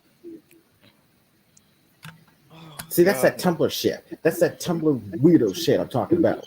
That weirdo shit. There's some of DM nerds that keep going on about representation, but the best they can do is just race swap existing characters instead of using the existing one. Yep. Exactly, bro. Yep. And turn race swap characters into stereotypes. For diversity or not, stop playing this fucking mind games with people. Yeah, and don't sit up there and try to tell us that we're wrong about these characters when there's literally history. Matter of fact, I have almost every fucking Robin run with Tim Drake. No, you're not going to sit up here and tell me Tim Drake was bisexual. No, the fuck he wasn't. I've read those stories, and on top of that, it's kind of weird because even people are trying to say that Tim Drake was hinted as bi, but literally. Chuck Dixon and the creator and the guy who created Bernard for the Robin run said that both those characters are straight. If Chuck Dixon is the living person alive who is the longest running writer for Tim Drake, if he said the character is straight, the character is straight. Stop trying to tell us that the character is not. It's weird. The creators themselves are telling you that these characters are not gay, and you're still talking about yes, they are. What the fuck? like the two creators confirmed that there are 4 lights, but they're saying no, there are 6 lights. Like, fuck off. Yeah, like it's crazy. Even like that little skank ass bitch. What's his goddamn name? Comics Drake was trying that bullshit. Comics Drake, kiss my ass, bro. Kiss my ass. Yes, Comics Drake. You're not invited to the cookout. This is not going to get you to the cookout. I'm sorry. He literally tried to take a scene where Tim Drake goes to Connor's room, takes his shirt, and fucking cries. He was like, "See, that's how you know that he was in love with Connor." No, he literally just lost his dead friend, jackass, and he's trying not to show his emotions in front of people. Stupid. That scene could have mean anything. Like I don't know, like lost his wallet or some shit. Like who the fuck knows? No, like, okay, so if my best friend died in front of me, saving the world or whatever, and y'all already know I'm not an emotional person, of course I'm going to go to the room, and hopefully y'all asses don't see me, and of course I'm gonna break down. I don't want nobody to know I'm breaking down, but like it's just like, but that's a natural reaction for anybody who loses a loved one, regardless if they're friends or family. You saw the person die in front of you. Even if you tell people you're fine, you're going to go you're going to go to their room, you're going to go and find something that reminds you of them, and you might break down. That's a thing. That doesn't mean that he's gay for him. It just means that he's sad that he lost his best friend. Stupid. That's how it is nowadays. Now it's like 2 characters of the same sex can't even be like just friends anymore. Like that's always be some weird just romance type thing, like all the time. Yeah. And don't get me started on the fanfics. Yeah, I mean, fanfics go too far too. They do. I was gonna say, it reminds me of like when Berserk, when Guts and Griffith were having that fight, and Griffith lost, and you see the man just breaking down because essentially he just lost his not only his best soldier or his warrior, but he lost a friend. No, yeah, you know, I got these weirdos saying, "Oh, look, he's crying about him. He's just constantly thinking about him, even after knocking up the princess and all that." Like, the dude is literally having a fucking breakdown. He cannot comprehend. I got some crazy news. My bad for interrupting everybody. I got some crazy news. It's rumors that James Gunn is going to bring Robert Pattinson Batman into the main universe, and he's going to probably be the Justice League Batman. I mean, I seen that those reports just came out. I seen that coming a mile away. Yeah. I mean, luckily I don't like the Batman, so that's another reason why I don't have to watch it. Congratulations, you can have it. You can have it, all of it. And that's why And that's why there hasn't been much news for Batman 2, because they're trying to like figure out what they want to do with him. Yep. Because honestly, people don't really want to admit it, but the Batman didn't do what WB wanted it to do. That's true. It didn't. I got mixed emotions about it. It underperformed. Yeah. People just don't want to admit it, but it didn't do what people thought it was going to do. It is what it is. But it's the Riddler in the movie was just terrible. That wasn't Riddler. I done told you that. He was fighting. That was the Grinch's Gimp. That was not the Riddler. He was fighting. Yeah. Batman was fighting literally nobody. The Zodiac Killer. He was just fighting. He was fighting the Zodiac That was Killer. not the Riddler. That was not the Riddler. But and then what's so funny is I had people trying to tell me how comic book accurate Riddler was. Where? Yeah, that was terrible. Dude, oh my god. Say what you want about Batman Forever, but at least that Riddler was more accurate. Yeah. That's definitely more accurate. That was definitely more accurate. Hold on.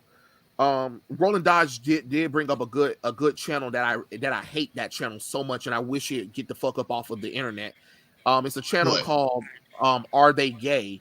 And it's a channel where they try to find gayness in every damn character. Like, no, seriously, it is literally a channel where they'll take two straight characters or two characters together, and they'll be like, "Are they gay?"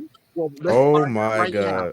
And they'll literally go with moments of time where remember when he grabbed the drink from him and stuff like that, and they paused when they were talking and stuff like that, and his hand was still on his hand when he had the cup in his hand. Suspicious. No, that's not suspicious. They were having a conversation and he just paused. What the fuck? Jesus Christ. And what's sad is that like they make the room with this. They just have to assume that these two are gay for each other. Like, it's like, and what's sad is that they make films. Reaction. There's a difference. They make films for people like that now. That's how it is. Right. They sure do. They queer bait them all the time, and then they get mad, and then the people get mad when they don't go through it. Of course, they're not going to go through it. They knew your stupid ass was still going to watch, dum-dums.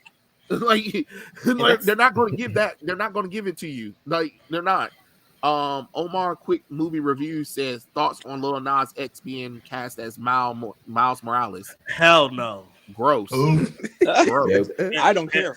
I don't care. Miles Morales is Miles Morales. He's not Spider-Man. He would never be Gross. Spider-Man. If that happens, I'll never watch Miles Morales Spider-Man again. Gross. Yeah, like at that point, Ultimate Spider-Man would be dead to me. I'd be like, nah, I'm good. Yeah. I'm out. There's only so much I can handle. Like, no, if Lil Nas X ever became Miles Morales, no, we're good. We're good. I can see Disney trying to pull that off.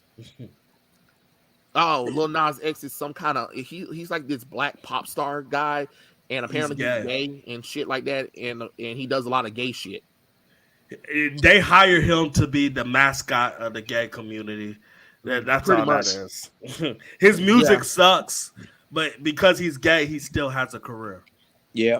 So how do you feel about whatever that last song is that he did was disrespectful. Like the fact that they had the men, like I never want to see men doing that ever again on stage. Oh yeah, they had it at the MTV Awards. I wasn't I don't really watch TV like that, but I was like, oh, MTV Awards, whatever, blah blah blah blah. And then they had him perform whatever damn some kind of platinum baby song. I don't know what the fuck the song is called, but I was watching it. And then he had like a shower scene set up or whatever, and they were all like doing like I was like, wait, what is this? What is this? Yeah, what is this? It was crazy. Like, no, stop it! I got this up now. And then on stage, I think on stage he made out with a guy on stage, like while singing that song. Yeah, I was just like, okay. And then people were like, and then when people were criticizing, I saw some people that was trying to defend it was like, y'all don't say anything when a guy and a girl does it because it's normal. It's normal. That's why, you jackass. That's how reproduction kind of work. Like that's the first stage of it. Or like it reminds me of I don't know if that was the MTV Movie Awards or some other award show that one where Madonna was kissing Britney Spears. That was like a huge thing back then, but it was like whatever. Yeah, and all it was her kissing Britney Spears and Christina Aguilera. That was it. It wasn't like a whole damn performance going on there. And I'm like, you know what I'm saying? Yeah, it was like a second. It's like, okay, next song. Yeah, but this, I mean, it was a whole performance of him, of the guys in the most sexual manner, and it was like, if this were females, sure, but males, it's weird. It doesn't matter gay or not. Men shouldn't be dancing like that in public in a mainstream thing. Like, if you want to do that, that's fine, but y'all have to understand who your audience is. The most audience do not want to see men ever dance like that, ever. Yeah. It was. I know. It was weird. It was disturbing. I was like, did we just walk on a gay porn scene or something like that? Like, what is this shit? Oh shit! It was that graphic. It was. I mean, they barely had any clothes on, Dr. Hino. Like, they barely had any clothes on. I'm glad I didn't see that. Weird. It was weird because, like, again, I didn't expect. I mean, I didn't expect it because I don't really watch the TV like that. I was just watching the little thing, and I said, "Oh, okay, whatever." MTV Music Awards, saw some performance, whatever. And then Lil Nas came on, and I'm like, "Okay, whatever." And then the performance turned into almost like a gay porn scene. Like, what the hell? I mean, this is like, Hollywood. Like, this is what they like. You're gay. Yeah. And they was like, well, we don't say anything about you heteronormative people because it's normal. It's normal. Exactly. Not to mention know your damn business. That's the tradition. Yeah. Let's see. They put Meg the Stallion weird ass on Disney Plus. Yeah, on that She-Hulk show when they did the body yada yada bullshit. And I was like, first off, She-Hulk ain't even got no ass. The actress ain't got no ass. What are we doing here? And on top of that, that's unprofessional. That is very unprofessional to do that in a law office. Talking about what's with Trey? They do that all the time. Where? What law office will allow you to body yada yada yada like that? No, they won't. No, they won't. They didn't even have to. They didn't even have to go with the CGI. They didn't have to go with that bad CGI. Like the old '60s Incredible Hulk show Hulk looked better than that She-Hulk. Like that's bad. Yeah. That's when they cared. Yeah, that's the difference. Yeah. The MCU just been crapping out way too much product. We're living in sad times. And Omar, I'll answer your thing about Moon Knight. I thought Moon Knight was stupid. Moon Knight was trash. I was already turned off by the race swap. I didn't like the overcomplication of his costume. His costume shouldn't even be that damn complicated. And let's be honest, the story was really about introducing his wife as the Golden Eagle. I mean, the Golden Scarab. And what's crazy is that character is actually male in the comic books. Of course. So it was just like, get the fuck out of here with that bullshit. Yeah, you know, it was so whack. I didn't watch it. And you know what's so funny is Disney said that costume was so expensive to make that they barely could do scenes with it. Why did you overcomplicate it then? That's the problem with Marvel. You overcomplicate these costumes, dumbasses. Like what? Why did you think that you needed to add mummy wrappings for Moon Knight's costume? Yeah. Like if you look at Moon Knight in the comic books, and then you look at Moon Knight from the MCU, we took a simple white costume and we overcomplicated it. Yeah, because I go to Comic Cons and I see costumes that might be $1,000 that look better than some of these movies. Like they just overthink themselves. Yeah. They overthink themselves with the movie. Yeah, or then they're trying to say that the comic book costumes they can't work. They can't work in real life, and it's just like that's a lie because cosplayers have shown you how practical these costumes can be. Exactly. What are you talking about? Man, I mean, cosplayers know how to make it work. Y'all just too damn lazy to try.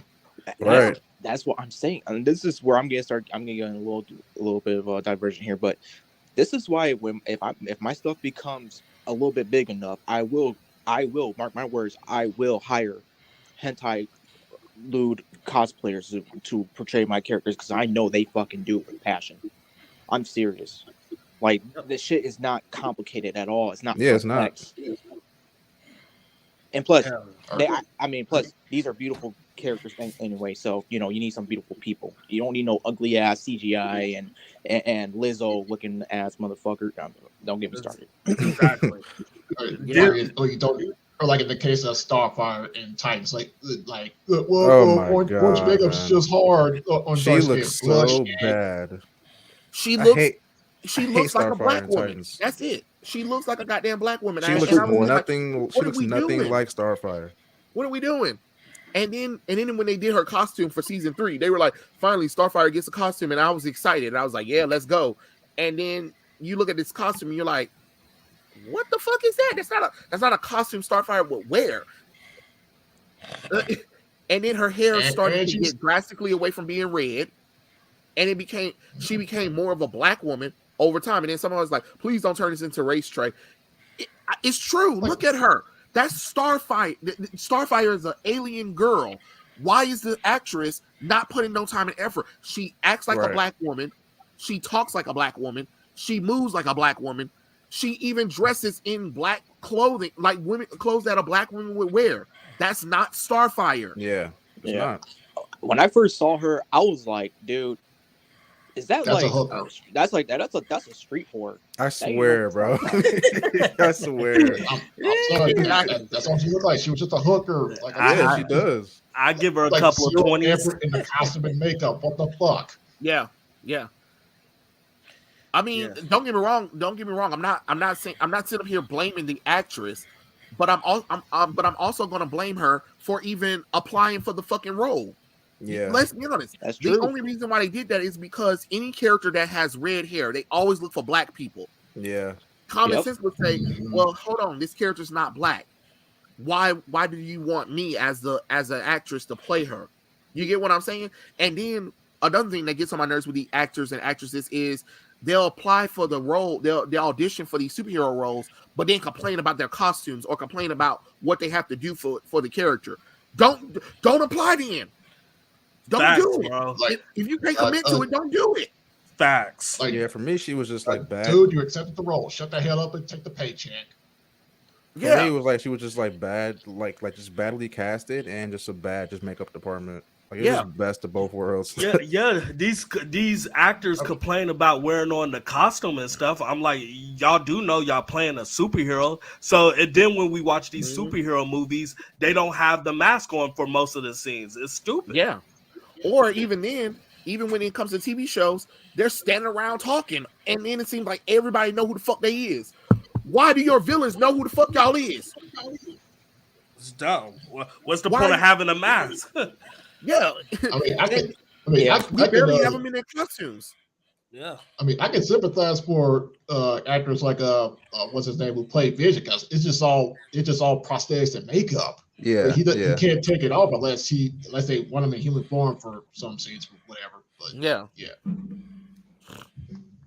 It's getting kind of crazy, honestly. I just don't understand. Or then they were like Melissa Benoist. She was complaining about her Supergirl costume because they filmed in Vancouver, and she was talking about it was cold, but Supergirl doesn't wear pants. Yeah, you know what I'm saying?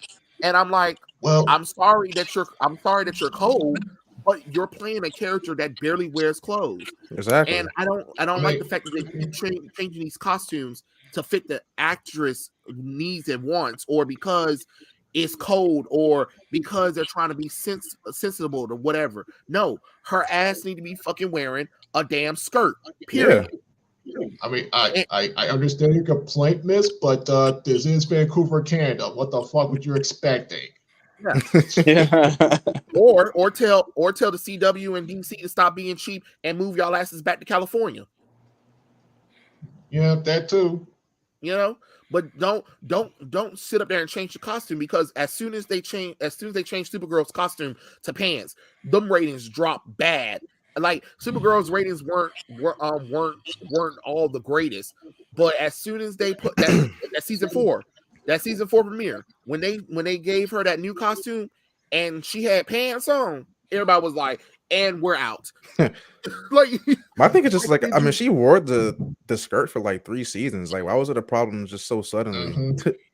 Yeah, well, I guess like the first season that was in in Los Angeles California. or California because Yeah. the first season was done by CBS. Yeah. Before Got you, CW got you. took it over.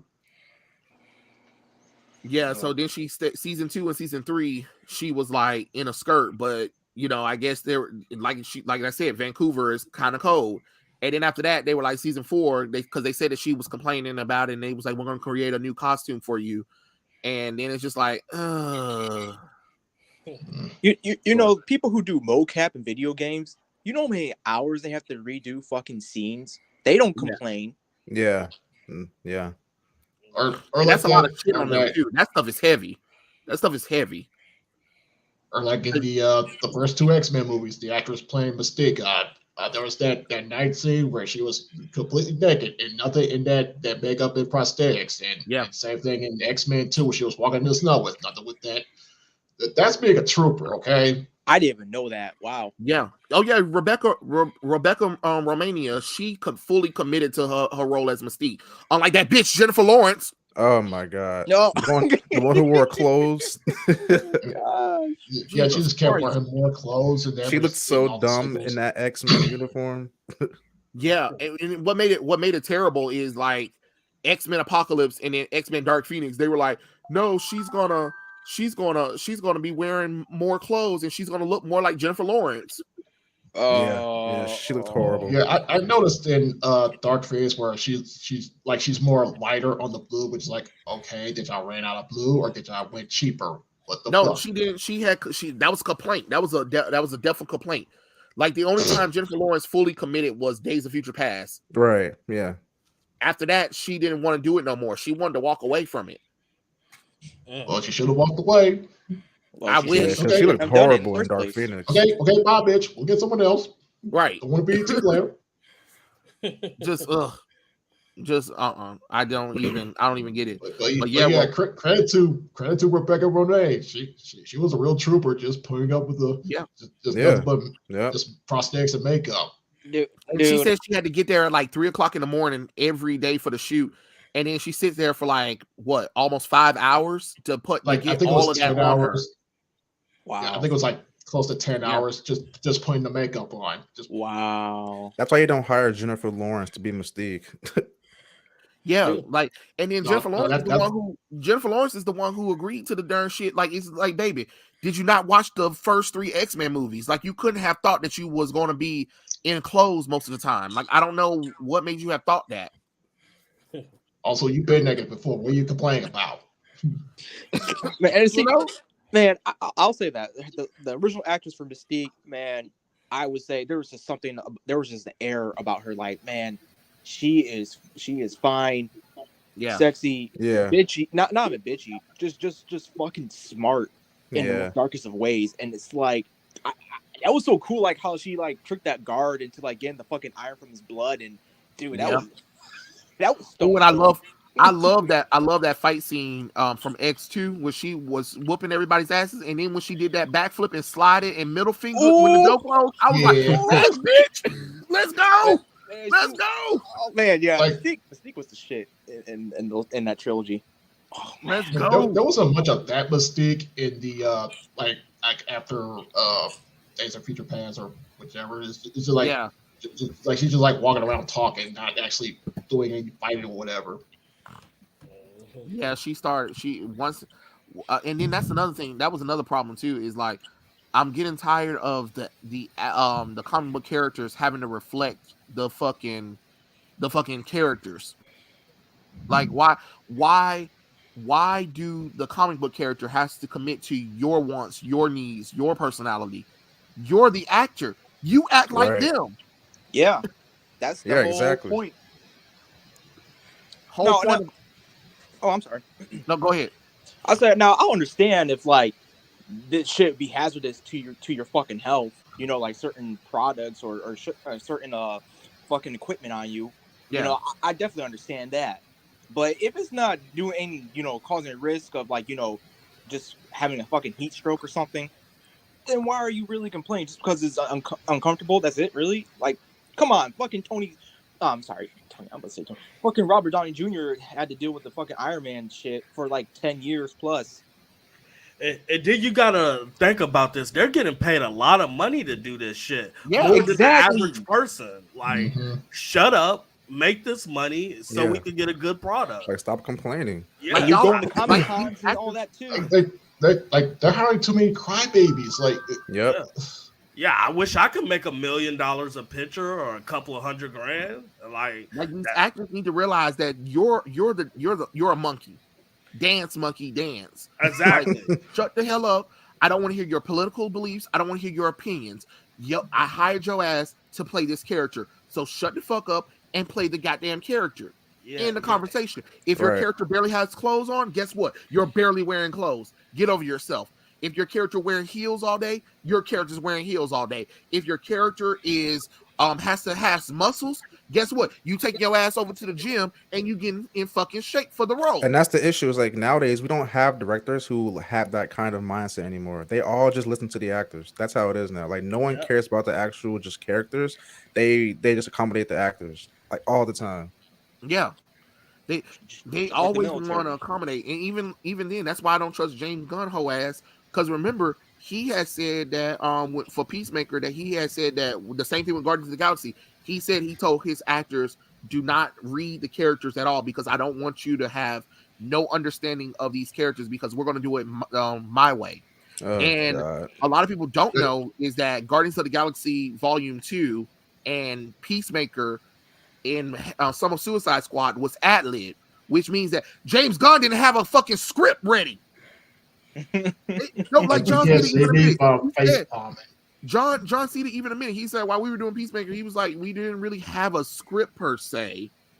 We kind of went with whatever Gunn kind of wanted to do. Wow. But no, trust him to write Superman though. Trust him to write Superman though. After I heard that he's trying to do the beginning of Superman stories like year 2, I fuck him for that. I don't want to see the past. Like, bro, that's why Black Adam is so weird too, because The Rock doesn't understand Black Adam. He doesn't. No, he doesn't. He doesn't understand Black Adam at all. Like he thinks he's an anti-hero, but he really isn't. Right. As far as I know. And then my thing is, The Rock need to understand that he got to get over his ego too. That's another thing that kind of makes ego kind of fail. Yeah, like you have a big ego. Your character is a villain. Like, and then for him to talk about, they said that he turned down being the villain for the Shazam movie. Right. Yeah. He turned down the cameo for Shazam. Yeah, like a cameo, bro. I would have fired The Rock. If I saw this and if I was in charge and he turned that down, I'm like, bye. My thing, he spent most of his wrestling career being a heel. You should have no problem playing a villain on the big screen. Shut the fuck up. Yeah, right. And you're getting people excited too, like, oh shit, it's about to happen in Shazam 2. You know, this is what they've been talking about this for how many years? A decade almost. 15, it's like they had a decade to put him in. They already put him in. And I don't know. This thing was like he should have jumped on it when that stuff was actually popular.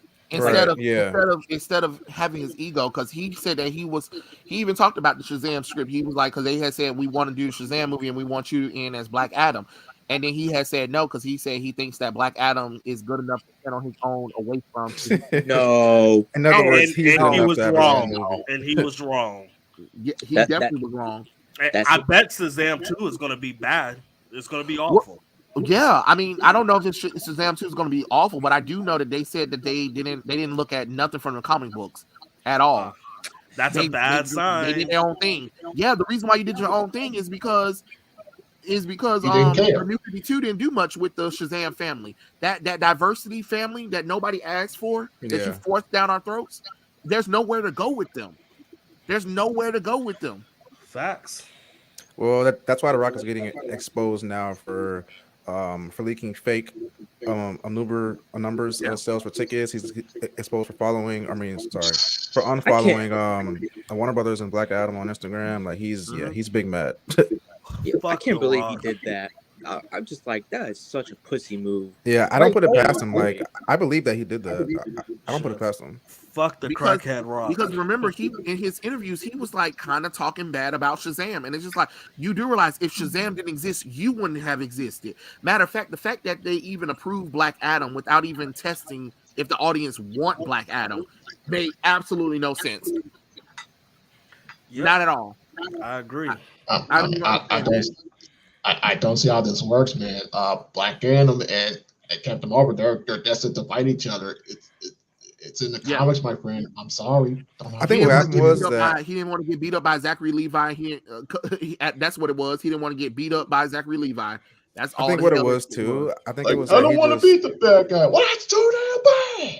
Right. I think also it was just that he's seen how like messy the DCEU was, so I feel like he tried to just come in and just take over. That's what I thought. That's my theory on that. Yeah, I believe he was probably trying to figure out if he could run DC Studios because he was talking like he had a major plan going on there. Yeah, and it's just like, no, that's not how that works, though. Like, okay, Rob. Like he's talking out of his ass at this point, but if he wanted to play a hero that bad, maybe he should not have picked the role of Black Adam. Maybe choose Icon instead. I don't know. Yeah, that could have been a hero. Hampton said that also The Rock has Matthew. I'm sorry. Matthew said that The Rock also has in his clause in his movie contracts that he can't lose a fight.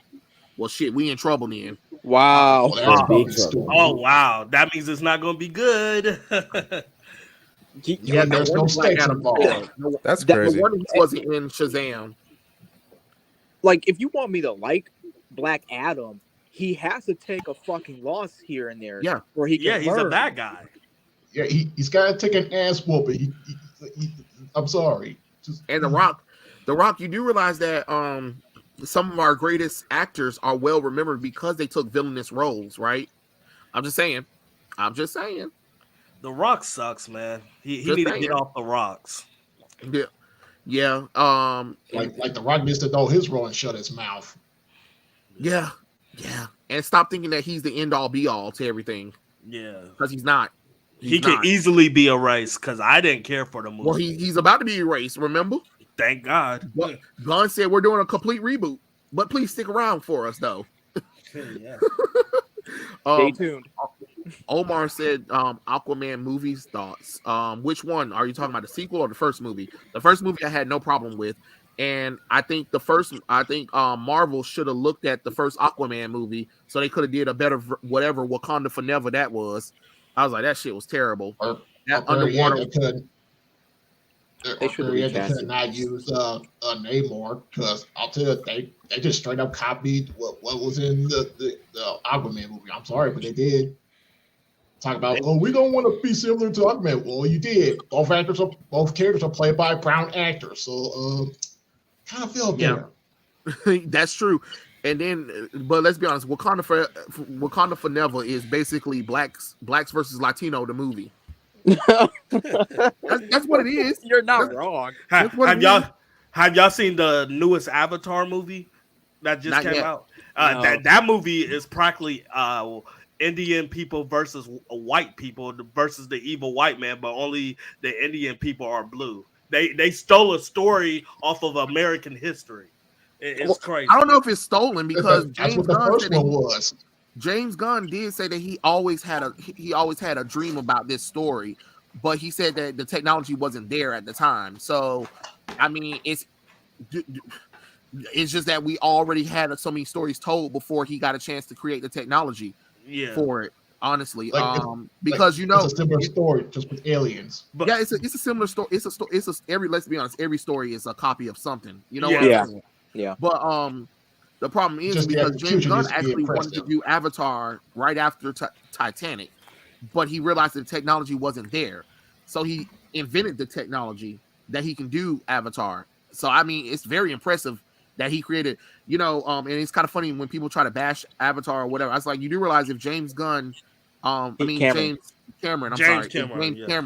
never made Avatar, we wouldn't have the technology that the MCU heavily relies on right now to this day. Right. I'm just saying. Y'all have to remember James Cameron.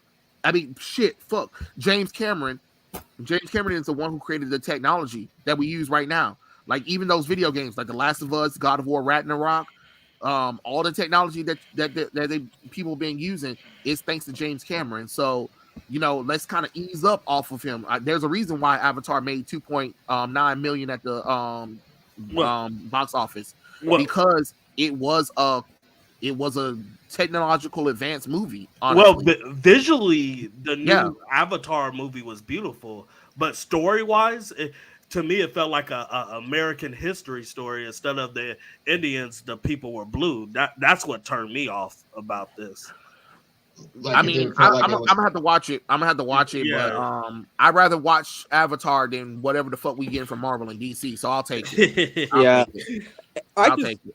I don't want to watch the second movie because what he's been saying lately about like, oh, masculinity is a toxin that needs to be removed from your body. I'm like, well, so you want me to castrate myself? Is that what he old? Yeah, like I hate. And now he's saying shit like, oh. He's saying shit like, "Oh, pregnant women are strong. They need to pit." Like, shut the fuck up, dude. He needs to just stop talking. Yeah, he's basically that old person you ask dumb questions, and then he say stuff, and you be like, "Grandpa, just go sit down over in the corner. Don't talk." Here, Grandpa, take your meds. Go sit in the corner. Here you go. Yeah, because I mean, they keep asking him questions that you know darn well are loaded questions, and he's like 70-something years old. His mind is probably doing other things, and he's just saying what he thinks he need to be saying. Honestly, because I don't know. I've seen a few scenes from Avatar 2. I don't like. There's a lot of masculinity going on there. I'm just saying, everybody. There's a lot of explosions, but okay, all right. That sounds. That looks he's very like crapping on other French. That was masculinity in the previous one. Like, what the fuck's he going on about?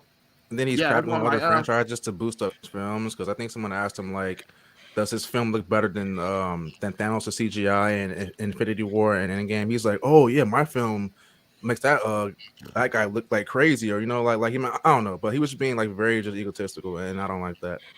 Yeah, I mean, I understand, but at the same time, it is the technology that he invented that they were using. So you know, and let's be honest. I've seen Infinity War and Endgame on 40K. Yikes.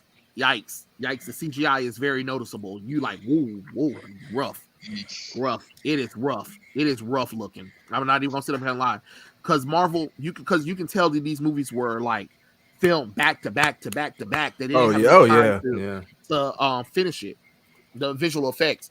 But while James Gunn and to the instance Zack Snyder, they all sat down and took time to do the CGI and visual effects for their movies. That's why their movies look visually stunning all the time, while Marvel's movies should look visually stunning, but it doesn't. It's the same even with Michael Bay's Transformers movie. Watch the Michael Bay Transformers movies in 4K. Those movies are gorgeous. They're gorgeous. Marvel just puts quantity over quality, Yeah. I love those Transformers movies. I know they're shit, but I just love them. Except for they look beautiful. Until the third movie, I start disliking it. I mean, let's be honest. None of us go to Transformers to watch for the story. I don't care. As long as machines are fighting machines, I don't care. We can. The story can be about plants, children, whatever. Who cares? That's not what I'm here for. The movie is a blow up. We're struggling through college. I don't care. I want to see giant robots fighting, please. Right. I mean, that's all we. Did you hear about the director for Transformers? The new Transformers movie. He talking about the movie's going to be about blacks and Latinos. Yeah. I'm like, nobody cares. Yeah. I don't care about my own people and Latinos. Like, who cares? We already had that Wakanda Forever. Motherfucker, you make a movie about giant robots fighting each other. Shut the hell up and make that, please. Stop talking. Talking about some goddamn. Oh, we need to. This movie's going to be focusing on the struggle of how it is to be black and Latino in today's time. My God. Are you kidding me? It's gonna suck. No, you shouldn't don't say that because Optimus Prime and them are starting to look like they Generation 1 selves. And I want to watch it. No, they need to focus on Autobots, being trusted. That's what they need to focus on. Like, can we really trust these guys? Because we got the fucking Decepticons and shit. Like, I don't know what he was talking about. Like, it's completely dumb. It's the politics crap, dude. It's in everything now. It's in everything. Yeah, that's what I'm saying. It's like, God damn it, can y'all give me a break? Please. Like, I swear, every time, whenever they make a new movie, someone needs to just jump in like, oh, okay, you have this movie. It looks interesting, but maybe don't talk, don't say nothing. Just shh. Like no one cares what you're gonna say. Just you want people to see your movie? Keep your mouth shut. Stay on Twitter. Say nothing. Shh. It's that ESG. Shut the hell up. That's what it is. It's that ESG.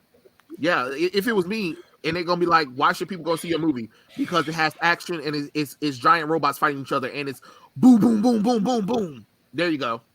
Mm-hmm. And once in a while, you might have a robot waifu too, that you might like. So right. Like the Transformers look like the G1 version, so yeah, it's gonna like that. Don't do, and then when they ask you, and what does this mean about representation? I don't care about representation. I just care about making a good movie. Okay, in the conversation, like just skip over those questions. Nobody cares. Just tell them that's not next question, please. I would walk off if they asked me that shit. Oh, like, okay. I would just keep my mouth shut. I'll be like, what do you think about fans being toxic? You said that's it. I'm just gonna look at you. What happened? Yeah, I would just roll my eyes at them. Like if you ask me a question, and if I was a director or an actor, now what do you think about the fans being toxic? I would have responded. I would have responded stupidly, like it's called hentai and sorry, and just left. I would do that. It's like I just look at you. I just look at you. I'll be like, I'll be wrong. I'll be like, you done asking stupid questions? No, okay. Ask me all your stupid questions, and I'll give you an answer. Mm-hmm. And then the answer will be just my face looking at you, like. Yeah, my answer would be just rolling my eyes at this person, like, okay, you asked me a question that has nothing to do with the product I'm making. Just go away. Yeah, right, like I'm asking them dumb questions, like, because then they say stupid shit, like what, like the one that killed me was the Viola Davis one, when she was like, if you don't go and watch Woman King, it sends a message that to Hollywood that black women can't lead the box office. Bitch, you was a whole line and a half. Oh my gosh, she said that? I forgot about that. Yeah, she said it. She said it. I'm like, what are you talking about? Black women have been at the box office before. What? I mean, the color purple ring any bells? No, set it off. Just set it off. Not ring any bells. What are you talking about? Oh my god! Get out of here. Talking as if black women ain't never been been at the box office in top movies before. They're like these actors are saying shit as if they were born a week ago. Like, yeah, no prior information before they showed up. I just hate that. It's like, I'm a black man, so I can say this. So I'm like, but like, I hate when we make everything about race, dude. Like, I'm so tired when we do that, man. It makes us look so weak and just so bad. Oh, while we're on that, did you see what Google has been doing lately? No. What happened? Man, they have a program now where it's like you can look at the businesses, but who owns the business and decide it's based on their race. So if it's like a black guy, white guy, Latino dude, fuck, that's dumb as hell. And I'm like, oh wow, thanks for I'm just thinking like, man, thanks for potentially ruining business for me just because they can look at this guy's a black guy. And but then again, who's going to be using in the first place? Oh wait, those fucking weirdos, the racist ones. And I'm like, you know what? And I was like, never mind. I don't want those weirdos in my place of business. Because if that's all they can see is race, I do not want to be part of it. And it bleeds into our movies too. Like notice how all black casted movies are like about like them being slaves or like them being like gangs, like being like in a gang or something like that. It's always the same stuff, bro. Yeah. Or it's race swapped versions of right, exactly. We're race swapped. Yeah. Like Gunnverse, Sam Wilson, Captain America. Like I've hated that since day one. Yeah. Or then then we get the character where they race swap us. Like it was this one episode of The Flash that pissed me the fuck off, where they talked about being black in America. Iris West and Joe West. They were talking to Barry, and they was kind of like belittle him about something. He was like, "You just don't understand what it's like to be black and stuff, Barry. It's not as simple as it is for you or whatever." I'm like, no. How dare you speak on being black when your character isn't originally black? Like, I understand Candace Payton and the guy who played Joe West, they are black, but those characters are not black. So it's weird. And that's when super they offensive speak on too, that because level. that's Like, very offensive too, because Barry literally grew up with Iris in that house. Yeah. Like since they were children. Yes, exactly. So Supergirl. it's weird.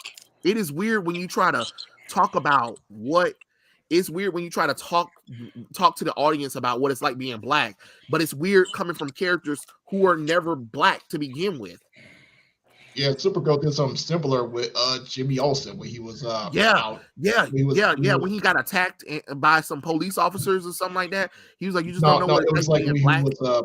Like when he was a guardian and then he was trying to save this white woman. And they found out he was black. I was like, it's okay, and she's still panicking, and immediately he just went, we just was scared by speaking like, no, she was just that show is so woke. Dipshit.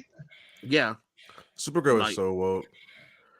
The only thing I give credit for Supergirl is bringing in an original LGBT character. I was like, at least I'll give you credit for that one, because you didn't take any character from the comic books and made them LGBT. You actually created a new character with it, and I was like, all right, I'll give you respect for that. But other than that, I'm like, all right, this show is getting stupid. Like, I think season 3 was like where it went off rails. Like halfway through season 3, you're like, all right, I see where this shit's going. Yeah, was that the season where they just doing all that whole illegal aliens thing because of Trump and shit? Oh yeah. Oh my god. Yeah, that was crazy as hell. That was crazy as hell. Jimmy Olsen, the 7-foot smooth talking black athlete. Yeah, that was so stupid too. I'm like, he's Jimmy Olsen? In what world? And guess what? Jimmy Olsen's a redhead too. Jimmy Olsen ain't no Superman. He's a dork. I'm sorry, but he's a dork. Like, another redhead assassination. Why would Clark Kent call you his pal? Like, no. The reason why he's calling him pal, because Jimmy Olsen literally looks like a little nerdy kid. Like, look at him. Like, Jimmy looks like, oh, somebody needs to protect you, don't they? Yeah. Like, look at him. Look at the guy that was playing Jimmy. Like Jimmy's a corky that you just want him around because he's so adorable. You just want to keep him safe, And then when they brought in his sister to replace him as Guardian, and then all of a sudden she was lesbian, and I was like, of course the fuck she is. Almost every girl in that show is lesbian. But yeah. I mean, can you be wrong though? Because modern times, dude, look how actual females act like they. Yeah, it's the CW too. The CW. Gosh. I think the one that killed me the most was Batwoman. Oh no, Batwoman was a disaster from the start. That should have never got a second season. The suit is literal perfection. It will be when it fits a woman. No. That's not how that works. And then she said, I can't let a man. What she said? Then she said, I can't let a man take credit for a woman's job. What are you talking about, bitch? You stole his equipment. I just love that show. It's like, how do you got that words backwards? It's like, how do you gender swap a character already, and then you race swap that gender swap the character? I was like, I'm done. I'm out. I was like, I quit. I call it quit. It just felt like Supergirl season 1 all over again, where you have the cousin of the superhero who ain't around, so it's up to the cousin to pick up the you know what I mean? Just fuck off. Yeah, I was just like, I was like, I can't do this. Hey Trey. Huh? Anthony's link. He needs a link because his internet messed up again. Oh, okay. Hold on. All right. I send it again. Hold on. Yeah. Like I'm only the only thing of Batwoman I've been watching was from Jay Lawmon, and that's good enough for me. But I think the other one that got on my nerves. First off, it was so disrespectful because out of all the characters that DC had, you bring in Brian Michael Bendis' whole ass character Naomi. Get the fuck out of here. That character didn't deserve a show. That show came and went. and then they were confused that people didn't watch it. Why would I watch it? Like, the character only had 6 comic book issues. That's not enough for nothing. Like, Oh, out of I all didn't the know black that. female characters, you're giving a show Hey, to, you're that's giving one to Naomi. Okay, all right. like 6 issues. That's like that's like long enough for a movie length, right? I mean, let alone a TV series. Like, That's what I'm saying. That's what I'm Even saying. even with Black Panther's sister, she was only Black Panther for a few issues. Yeah, She for like wasn't. 5 issues, and then Yeah, they was she like, wasn't Black Panther for like a long time, and they why swear did up she and need a down. movie? It's funny because that's they love to retort that when you be like, Shuri isn't the Black Panther. She was Black Panther, yes, for a few comic book issues. Exactly. But it wasn't for a whole year. It wasn't for 3 years.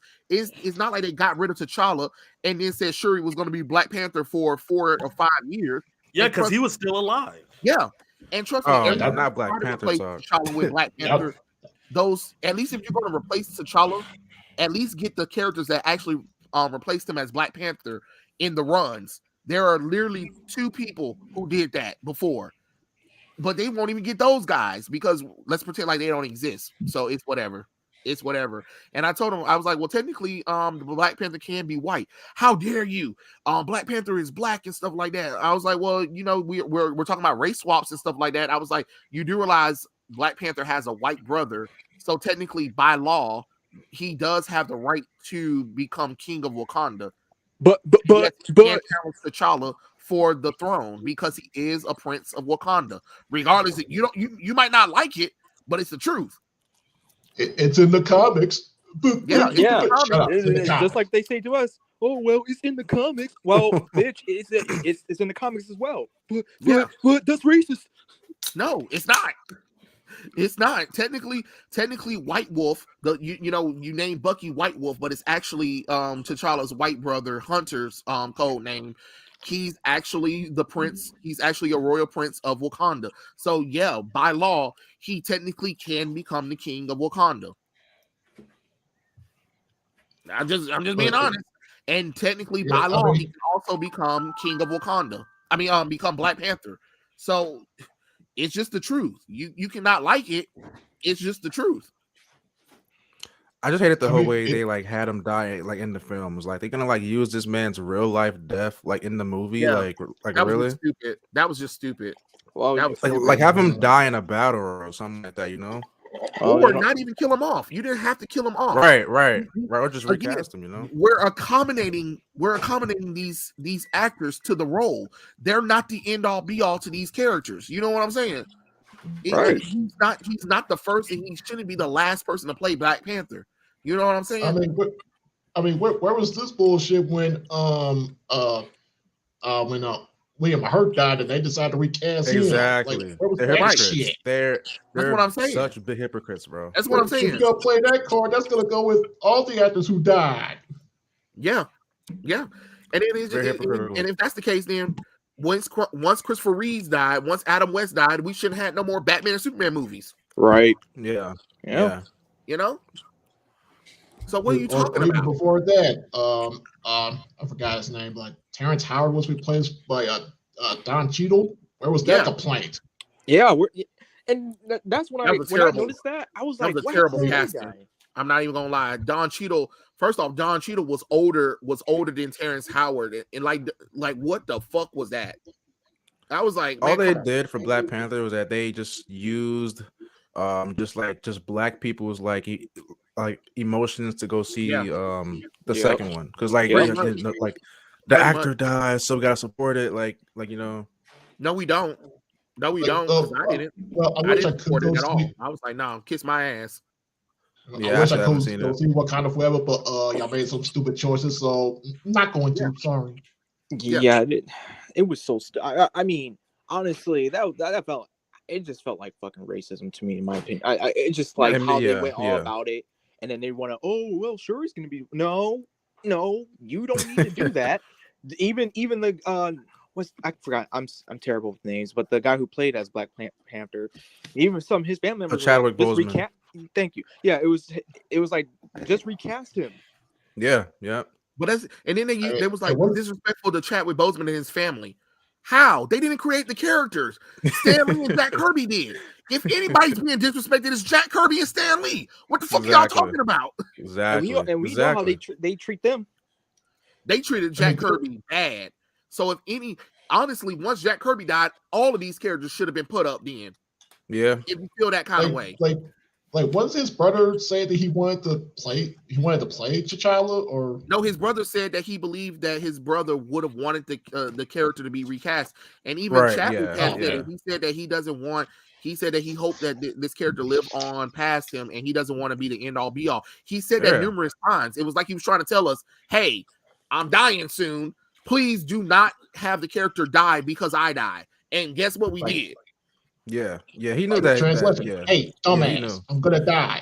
Recast when that happens. And then people were like, "Well, he has a son, Trey. Wow, a 6-year-old son. Ooh, dude, these normies are killing me with that. Like, oh yeah, so his son's gonna have all his stories in the comics now. Like, now you're happy. Like, no.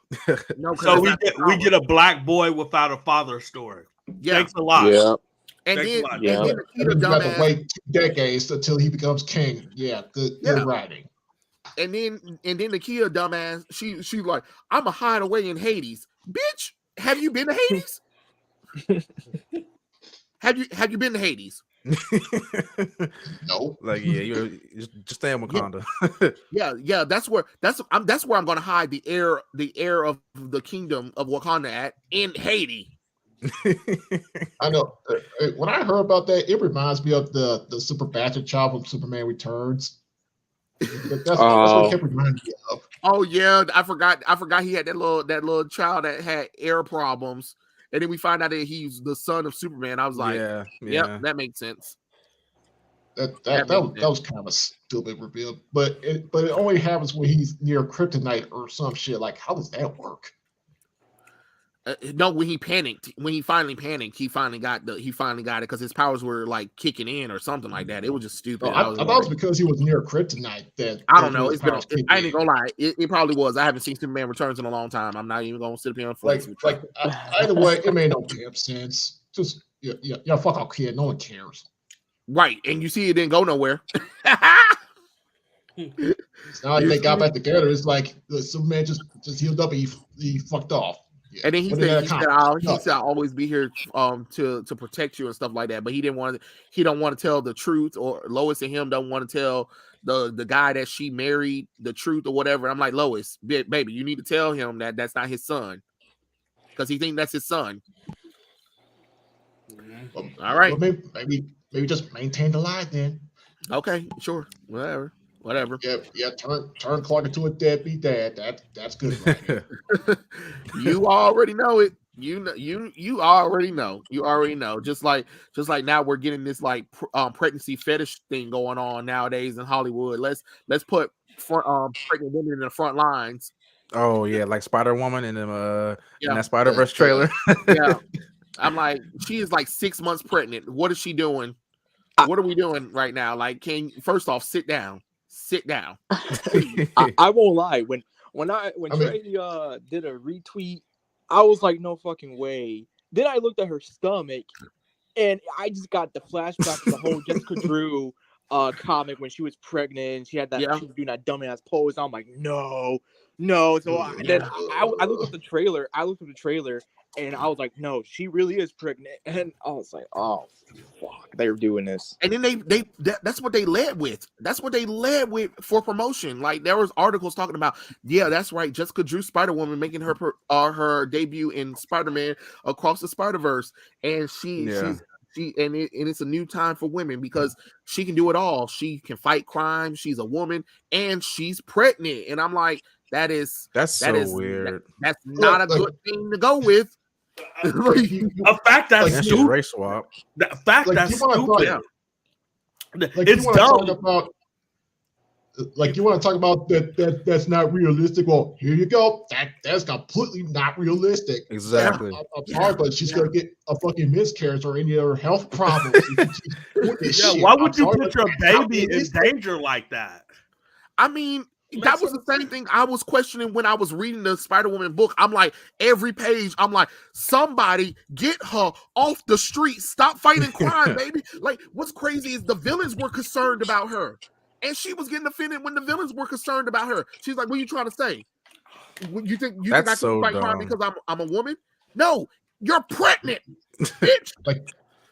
like one kick in the stomach and that's it. Like, yeah, like you're 6 months pregnant. I don't want you on the front line, please. When you make the villains have better standards than the irresponsible pregnant woman, someone fucked up. Yeah.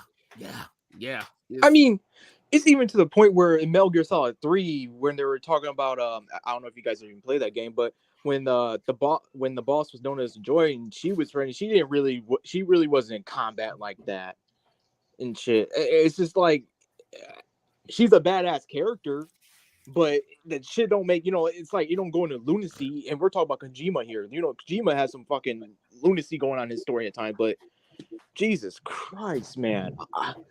And then that reminds me of what they did with what Last of Us 2. They had that stupid bitch Mel. She was like heavenly pregnant, and I'm talking about she was like past. Oh yeah. She was like 7 or 8 months pregnant. Oh and then, yeah.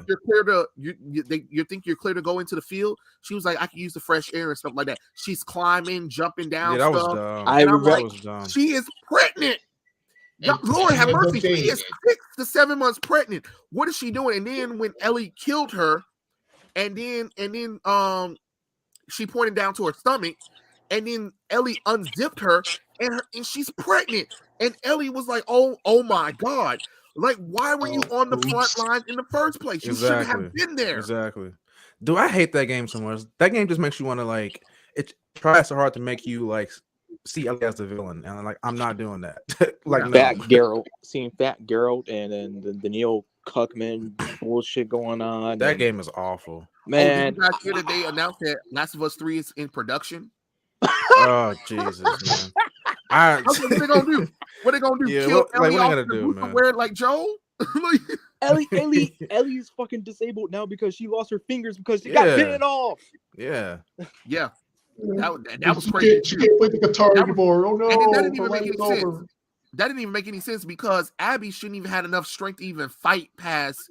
Abby was literally she should have been weak. Literally, like, she was for God knows how long. She was ready to keel over.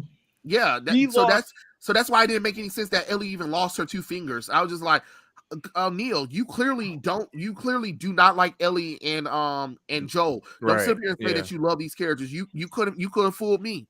You could have fooled me. Because the things that he put Ellie and Joel through in Last of Us Part 2, I was like, this can't be the same company. This can't be the same company. Yeah, I know, right? It was so weird. It's like trailers lie. The trailers lie. And then people try to defend the lie, the trailer's lies. Yeah, and they put stuff Joel like that. They in were a bunch like, of scenes well, they in the didn't want to trailer. tell you because they didn't want to reveal it too much. Well, as a buying customer, I do have to have that right to know what I'm getting before I buy, because they never promoted Abby bitch ass. They never promoted that Levi bull, that little trans boy thing. Yeah. So yes, I should have that right to know that. And you know what I'm saying? Yeah, and they put Joel in like all the scenes in the trailer where he wasn't even there, like in the actual game. Right. And I'm not even a big Last of Us fan, but even then, when Troy Baker was complaining like a bitch, and I can't stand him at times. I really can't stand him. But he was complaining like, "Oh, I don't understand why people want." Yeah, it's like he's saying like, "Oh, I don't understand why people do this." I understand, because that's people's hard-earned fucking money going to that shit, and then they can't enjoy the product, and you're doing and they're literally, the fans are literally being called fucking toxic or whatever by the actual company and their goons. Yeah. Who wants to? Then there came the mass censorship, you being banned just because you posted a meme. It was ridiculous, man. I mean, I'm not gonna lie. I'm glad the person, whoever was there, leaked that game, because if I didn't see that leaked footage, I would have been mad. I brought that game for no reason. Because no, I rebuked that game. Yeah, I remember this one. I remember this one Korean player who he started playing Last of Us Part 2, and then he got so disappointed after the Joel death that he took the disc out and he just broke it in half. I understand your man, but can you at least get your money back first? So Last of Us Part 1, I love Last of Us Part 1. It's like my top 5 games of all time. So when I got Part 2, I was just so shocked as to like what I was playing. I'm like, this can't be the same game. And I thought Part 2 was going to be about Part 2 should have been more about like exploring the more the world, uncovering more secrets about the virus and why things happened and all that stuff. That's what I thought that it would be about, but it wasn't at all. It felt like the company hated us, and they hated Joel and Ellie, because that game didn't help neither character at all. What, I don't know what the fuck that was. It just felt like one bad fan fiction. They trying to show Abby a good life, but that didn't work either. Yeah, and honestly, I wanted to like Abby because I understood okay, her dad was part of the Fireflies, but the way how they went about it was completely fucking stupid. That's like a complete retcon though. What the doctor that's horrible. It's bad fan fiction. The doctor was black first off. He was black in the first. Oh yeah. How the hell he go from black to white? You're right. Also now they retcon it. They whitewashed him. Oh yeah, thanks. And then what got me was halfway through the game where Jesse got shot in the head, and then Joel's brother got shot in the head. I don't know how the hell I couldn't believe that. And then she was like, we gave you a chance and you wasted it. And then the game goes all the way back into the past where we play as Abby. I was like, dude, oh my god, you done lost your mind. You done lost your mind. Balls. They had some balls. Now you're too late to have the players sympathize with Abby. Now you're too late. Yeah. Sorry. They tried so hard to make us like her. They tried so hard to convince us that Abby's physique could be attained. For real, no strong woman could have the arms and the physique that Abby had in the world. No, that is 20 years past apocalypse, where the world is halfway destroyed. There's barely food around, and a woman has to eat 3 times as much to retain that much body mass, right? Like we do. Yeah, no, and don't even get me started on that cringe. It would be one thing to be like she suffers the similar immunities than Ellie does, but the fire suspects are stronger or some shit, or something like that. But yeah, have her be buff, because have her just be that buff this whole time, that's just not possible. Yeah, it's not possible for a woman to retain that much body mass. For us, it is, but for her, no, because she will literally have to be on steroids, or she is really a man that transitioned before the breakout. Now, if they had said yes to that, okay, fine. Because I believe, honestly, I think she was a trans character before they tried to be like, oh, that's a her. No, that's not a fucking her. That's a damn trans girl. And then we already saw that uncomfortable sex scene that nobody I was going to say that. Why? What wouldn't? Why would they do that? Why would they do that to us? Yeah, and you saw her arms were bigger than the other guys. That was so disgusting. It was weird. It was gross. Her shoulders were even broader than the other guy. But but don't forget, this is when Sony was putting all that censorship guidelines too, there'd be no sex scenes, but yet here they go. Their first party game literally has a sex scene in it.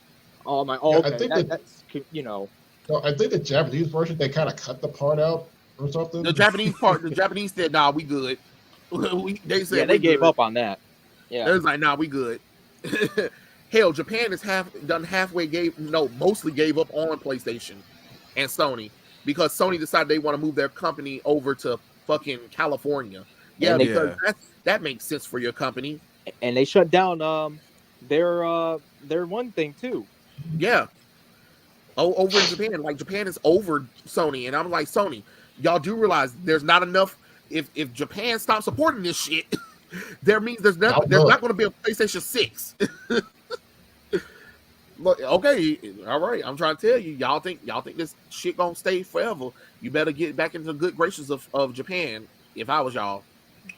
Yeah, but part 2 just broke me, and I don't understand what a part 3 would even be about at this point. I can already see it. To finish off Ellie. you're gonna be the baby that's all grown up, and you're gonna come across Ellie. You're gonna kill her just because, pretty much, just because you abandoned the family. Bite off more of her fingers. Yeah.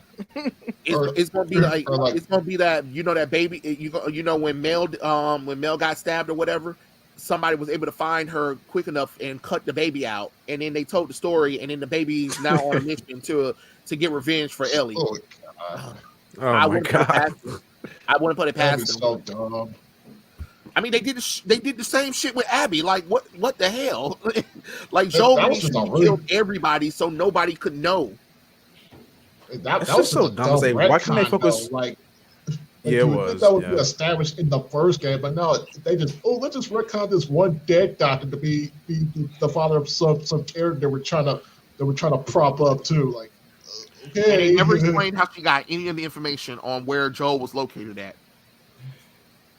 Yeah, you're right. Like, now I think about it. The story was just backing on Joel being stupid. That's how she found her.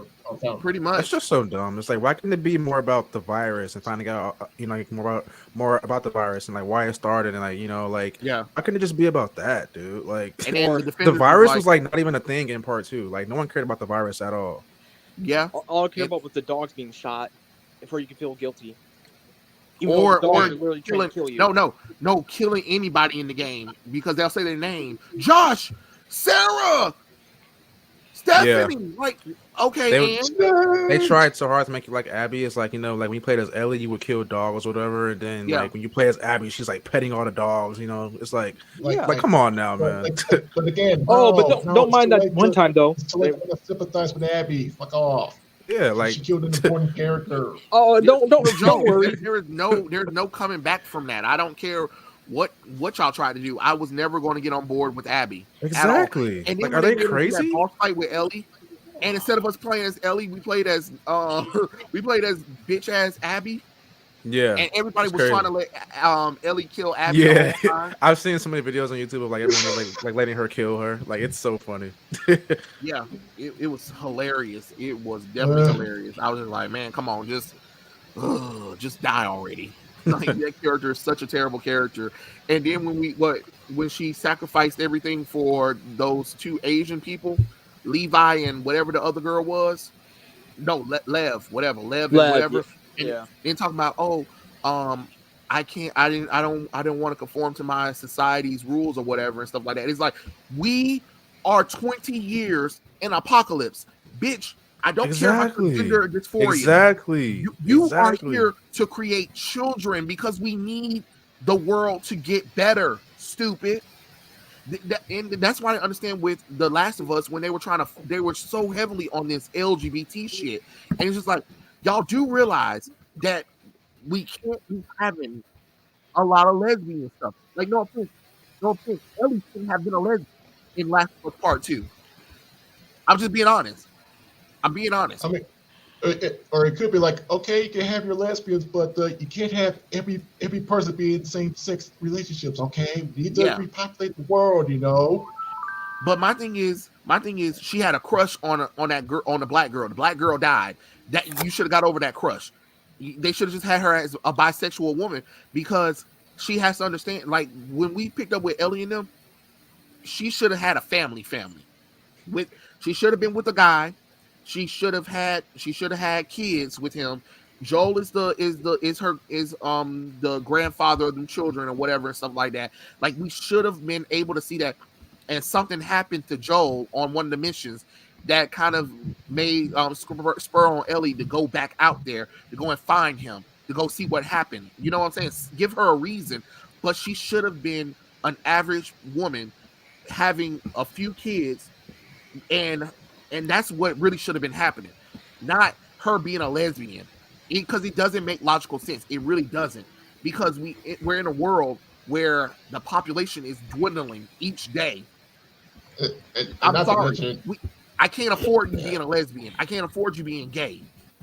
I just don't like how they like tried to like make Joel seem like such a bad criminal in part 2. It's like, in part 1 when he like did the whole thing in the hospital, it's like, it was effed up, but it's like we understood why he did it, So it's like, any of us would have did it if our children were exactly.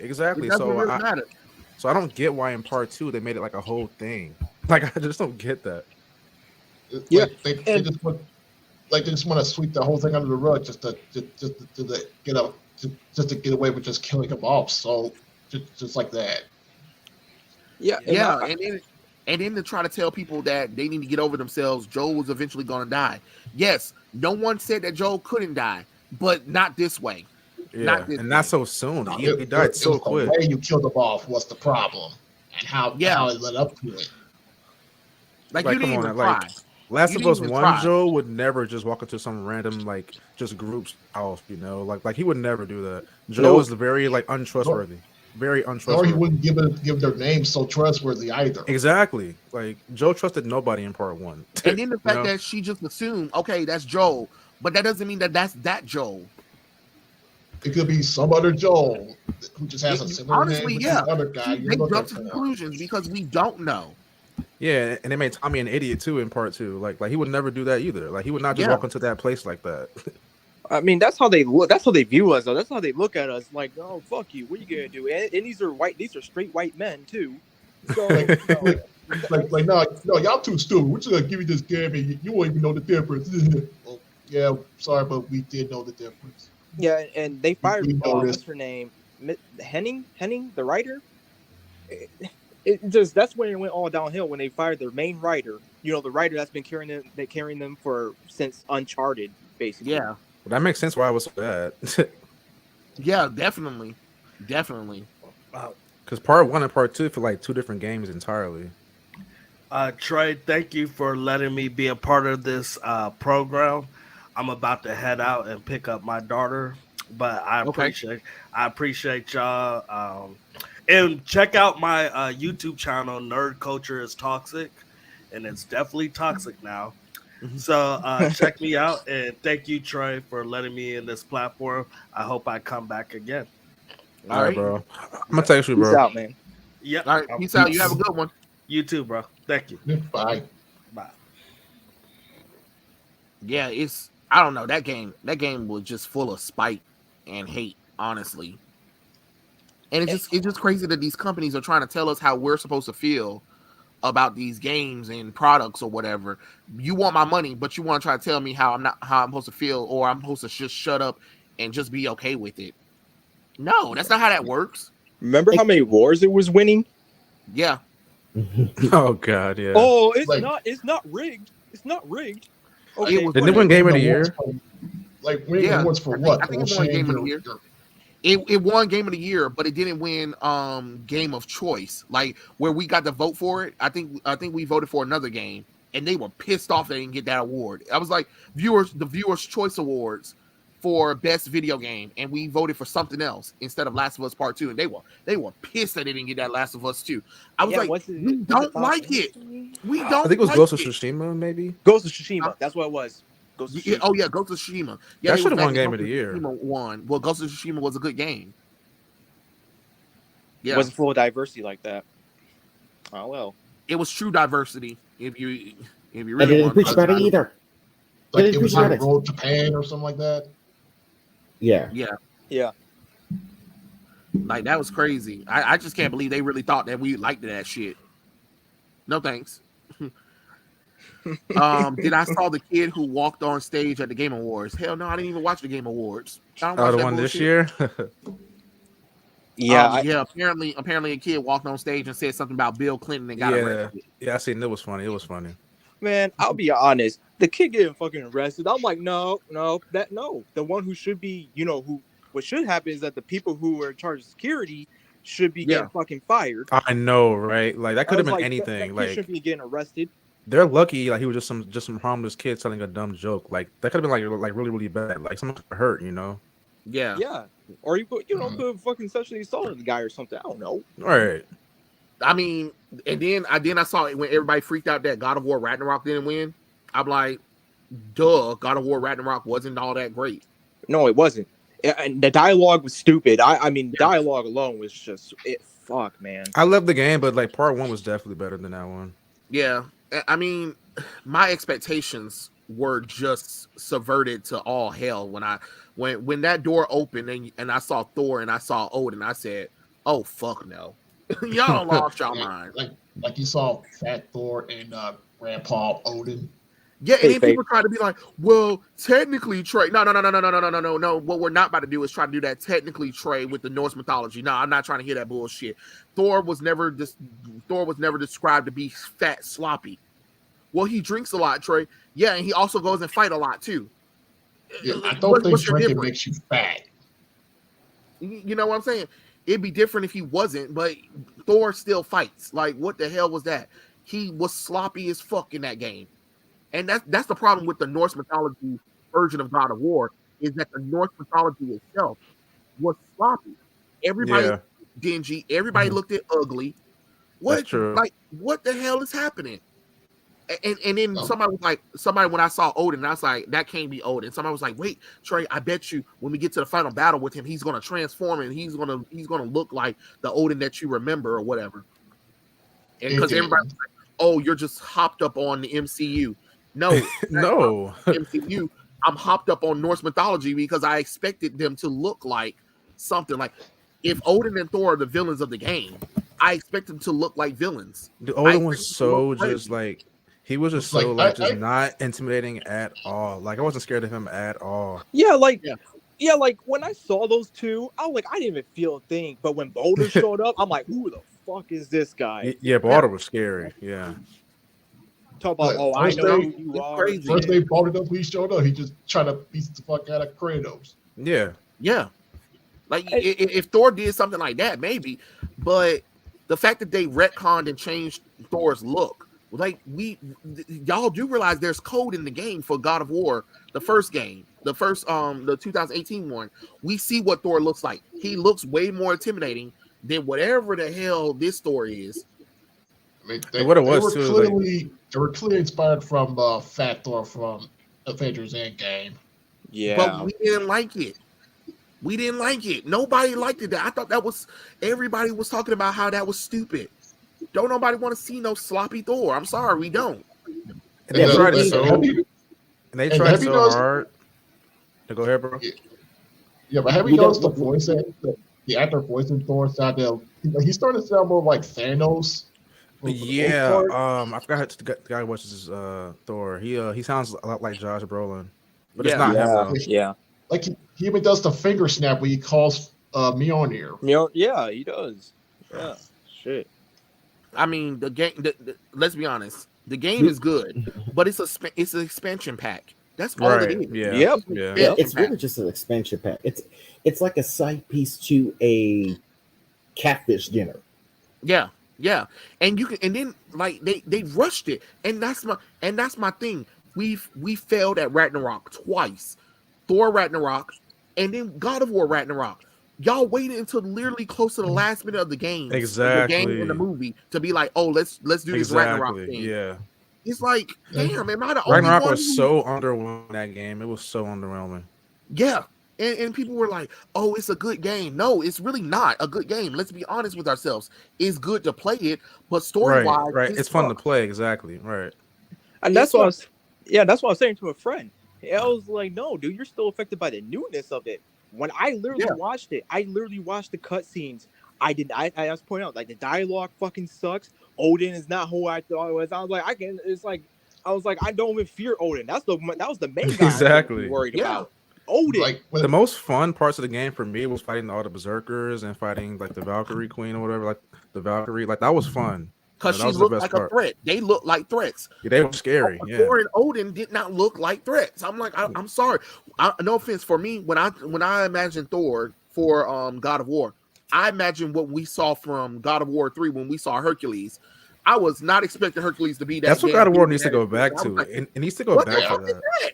They made Hercules a real thick boy. Like Hercules looked like a threat.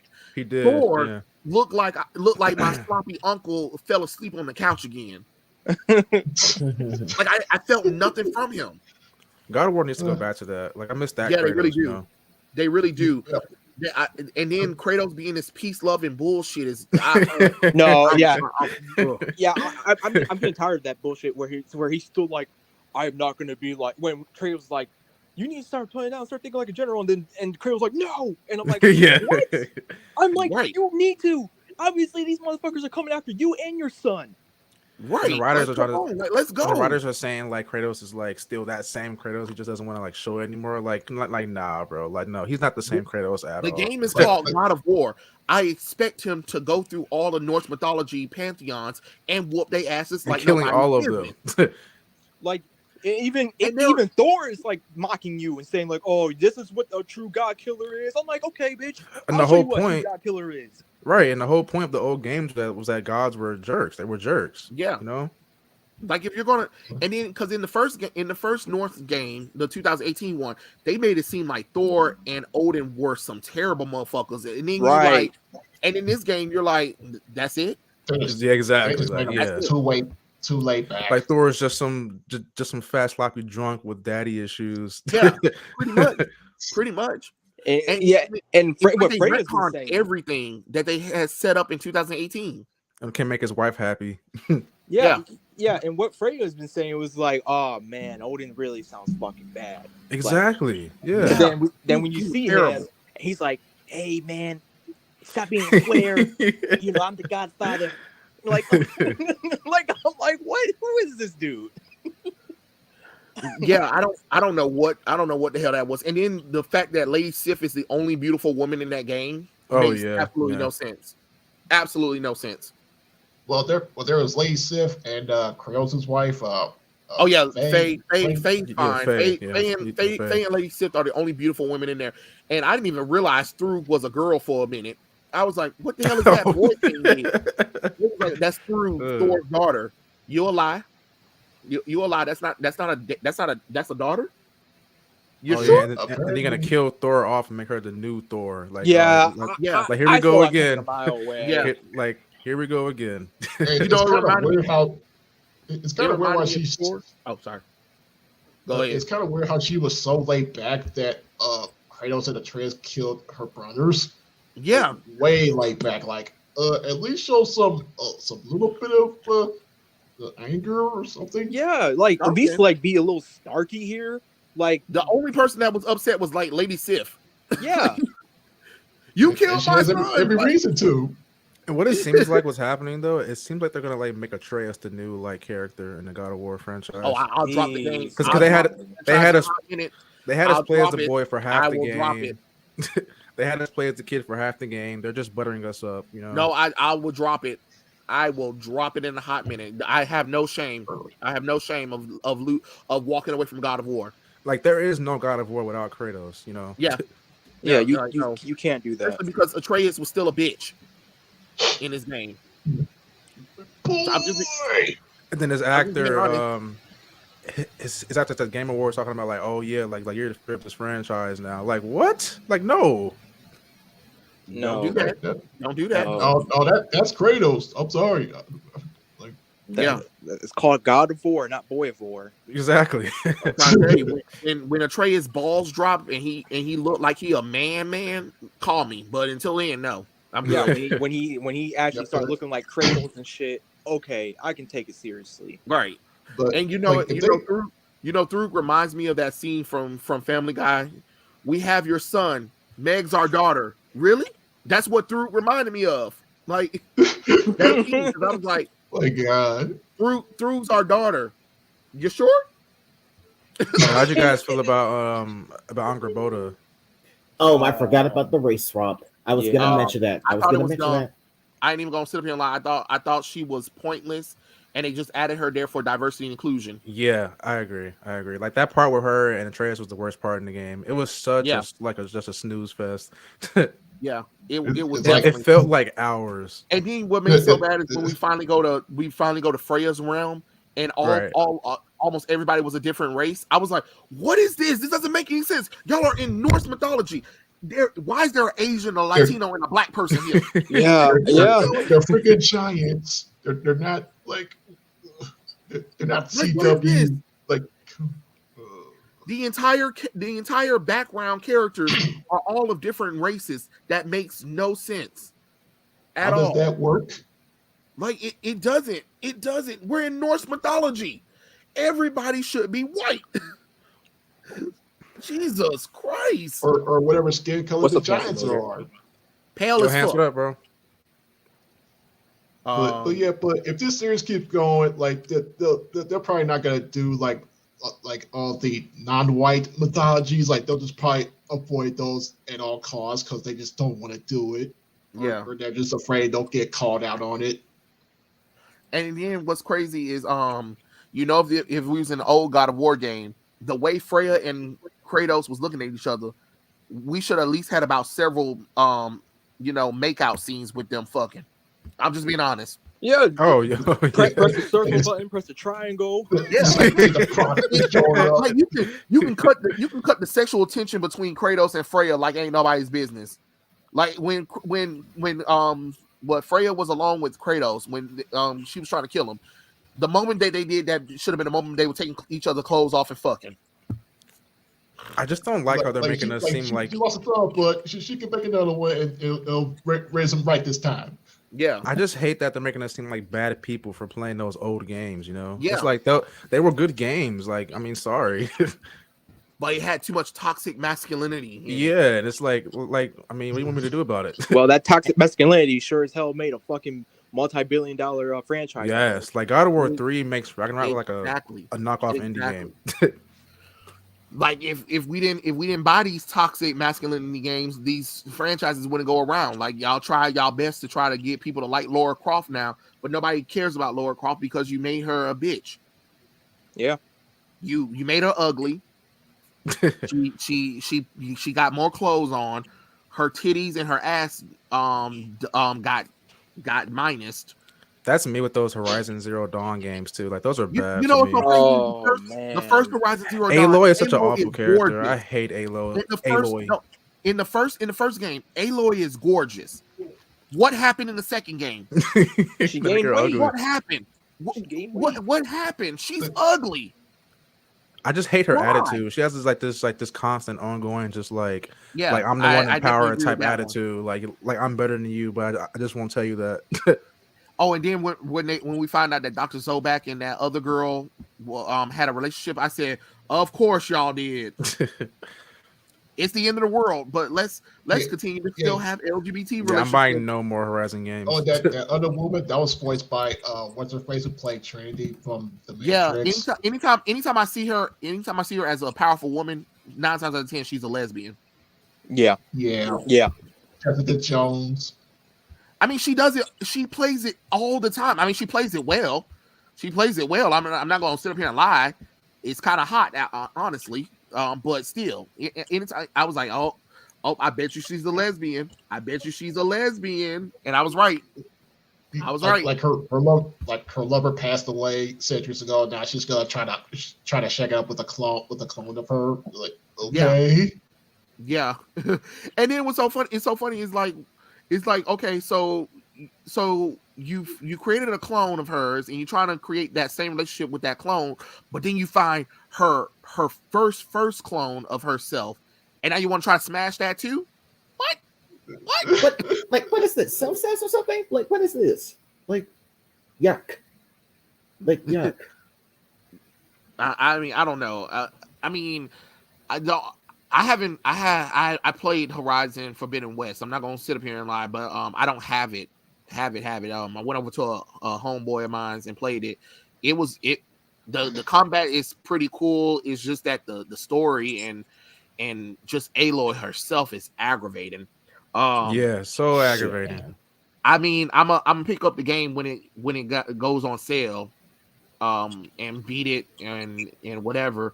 But that third game, if the third game and Aloy looks worse, I don't know if I can handle it because she was ugly. She was just ugly.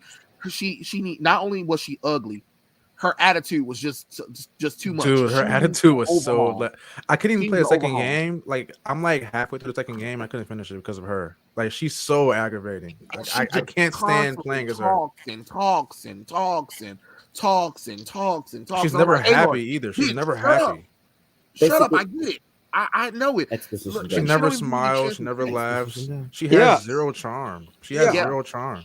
She thinks that she's the end all be all to everything, and everybody was trying to tell her like, you don't have to do this alone. I do have to do it alone. No, you don't. That was no, you don't. Like you're the one person who can fix all this shit, and anything happens to you, the world is fucked. So shut up, we're coming. Yeah, I mean, the world kind of does rely on just her because Elizabeth Sobat put everything in her damn fucking DNA and shit. But you know, it's whatever. It's whatever. But still, she can rely on friends. She can rely on friends. Ain't no game. Who can you depend on, friends? And I ain't gonna lie. I thought her and the black boy was gonna get together. Me too. Oh yeah, yeah. I was so mad he died. I was so mad he died too. I was like, oh, come on. Like, and then that other girl, that's the racist. Other girl came out. She was like, I'm pregnant by him. I'm like, what? So you let these two hook up, get knocked up, and then kill off this one dude and just have her be a single mom and a child have no dad. That's great. And I seen that. That's happening way too much in media, where it's like there's always a single mother and there's like no dad because either he's a deadbeat or he's dead. And I'm like, we get it. Single parenting sucks. Move along, please. So stunning and brave. So stunning and brave. It's very stunning and brave that I don't want none of it. I don't want your future. Like, damn, at least make like a good story, like how she's coping with the, the husband died or something, like how she's coping through it. But I don't know, dude. I don't know. I'm so fucking tired of it. I'll say it's still like as God of War goes. If this is the last game where we play as Kratos, it's not a good exit for his character. It just wasn't. Honestly, I'd rather them have killed his ass off if that's the case. I know, right? Yeah. Like, it's kind of hard to kill off Kratos because he's been died in the previous 3 games. He just comes back to life. But yeah, like yeah, like that he literally climbed. He got out of Hades, like how many times now? Like on the road, how many times? Like 3, 4. Yeah, dude won't stay down. He won't stay dead. And then he literally pushed away his daughter and wife to go on for his vengeance and shit. Yeah. Like, no. Yep, you're right. He did give up his life in the PSP game. He could have stayed dead, and he's like, nope, I gotta go and get my vengeance. Yeah. He just tells the Grand River to piss off just by grunting at him. You could just tell that they tried really hard to like just get those old games just like out of the past, or out of the present. I mean, it's like they're trying so hard to make us like just like not like those games anymore. Like it's like I'm not down with that. Yeah, yeah, and like no one, like we still don't even know how he got the Midgard. Yeah, like how did he get there? Not at all. I think don't they have the books? But then even the books, I'm not even sure the books explain it. No. I heard the books that they still didn't even explain it. He just pretty much traveled, honestly. Yeah, like from our knowledge, all we know is that he just walked for a long time. He just got there somehow. Yeah, I'm like, what? Yeah, pretty much. My thing is, I don't mind like when characters get older and shit, and they can they start to reflect. That's fine. But when things need to start going and they need to go back to their old ways, like how Logan did, like when Logan was like he knows that he's fucking dying, but he's like, fuck, I gotta take this fucking serum and go all out. I'm not seeing the same fucking energy with old man Kratos, where he's still trying to hold back. While fucking Heimdall is literally saying to him, I will butcher your son. Oh, okay. You're gonna butcher my son? Okay. Old Kratos would destroy him. Right. I would, and then when Kratos finally destroyed Heimdall, he started feeling regret.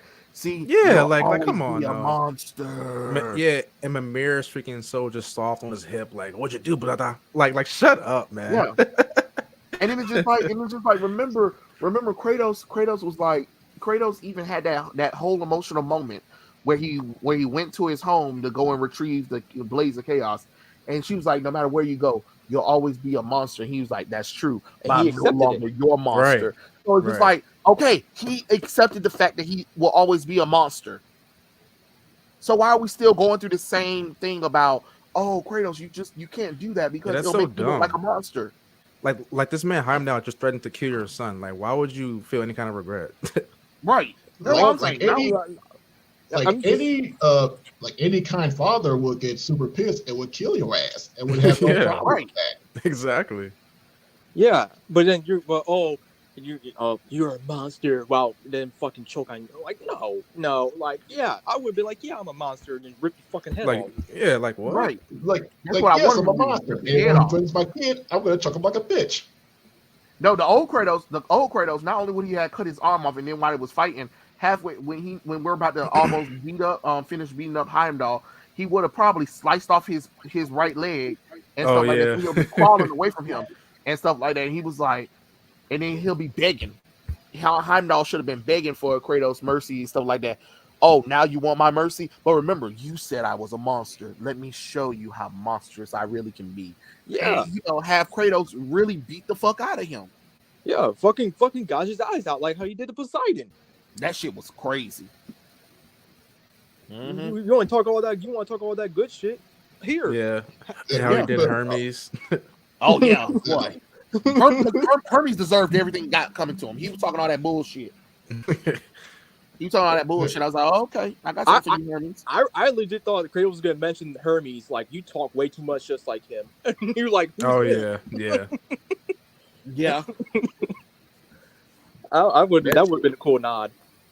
yeah, that shit was crazy though, and that's what I wanted. And then I ain't gonna lie, I was so disappointed when Atreus got to Asgard. I was like, that's it.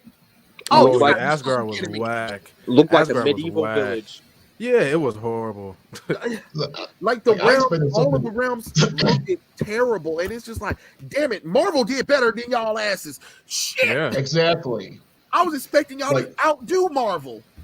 Like the Asgard in the Thor movies look like Asgard, Yeah. not some random place on a mountain. Yeah. Some garbage, just like village, small little village. Yeah, pretty much. Yeah, like they got from the Northmen. I love the movie. I love Northmen, but Jesus Christ, oh my, this is not what I expect. What No, Asgard yeah. would look like. Just It a was real just lackluster when you get to Asgard.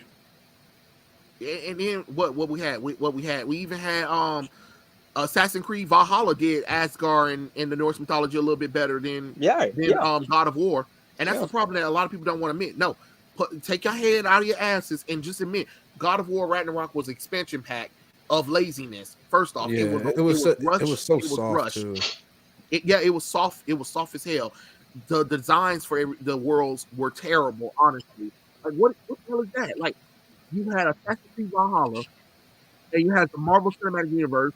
You have the Marvel Comics that gave you 3 ways of outshining each other with Asgard and the Norse mythology and everything.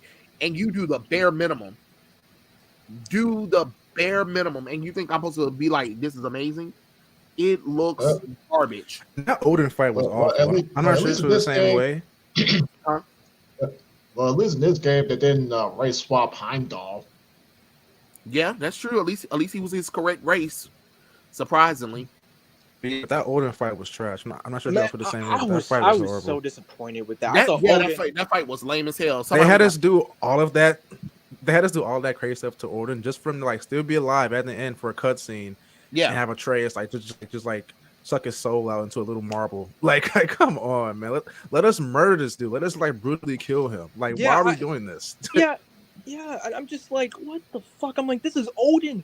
When Odin did that little, that scream of his, I was like, oh, here we go. He's about to tear fucking reality or something because he's really pissed.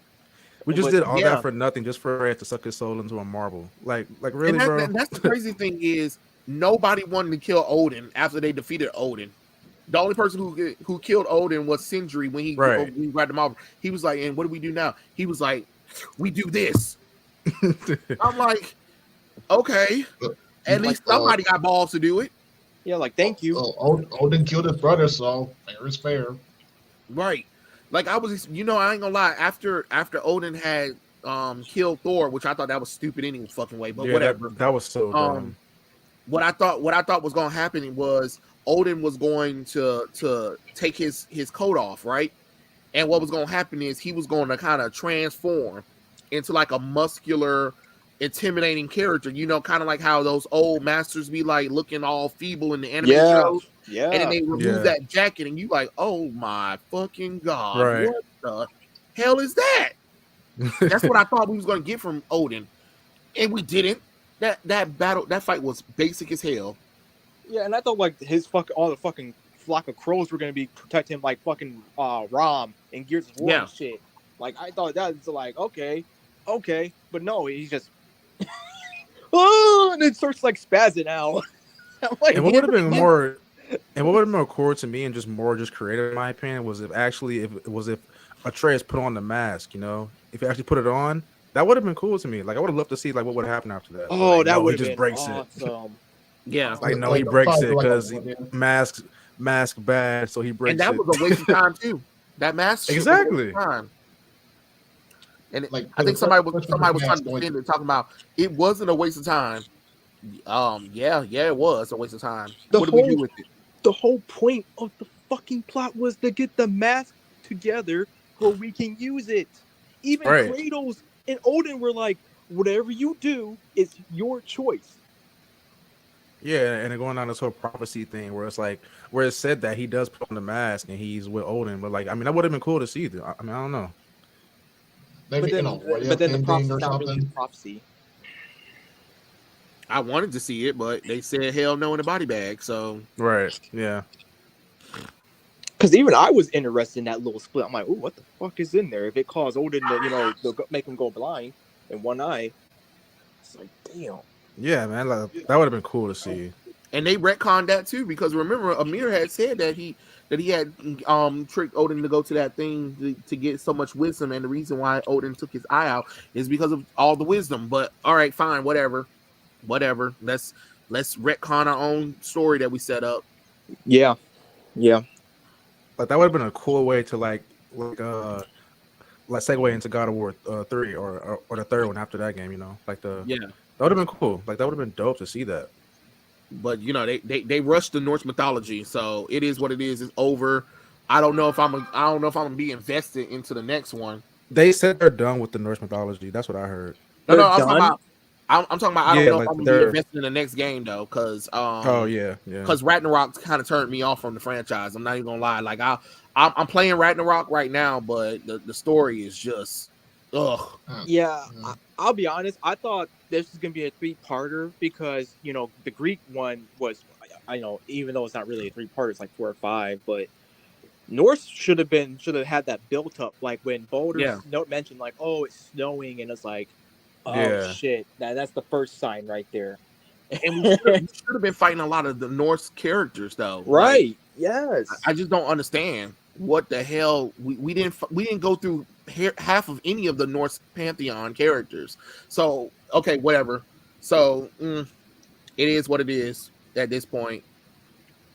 But they said they're done. Like this was the last game based in Norse mythology. That's what I heard.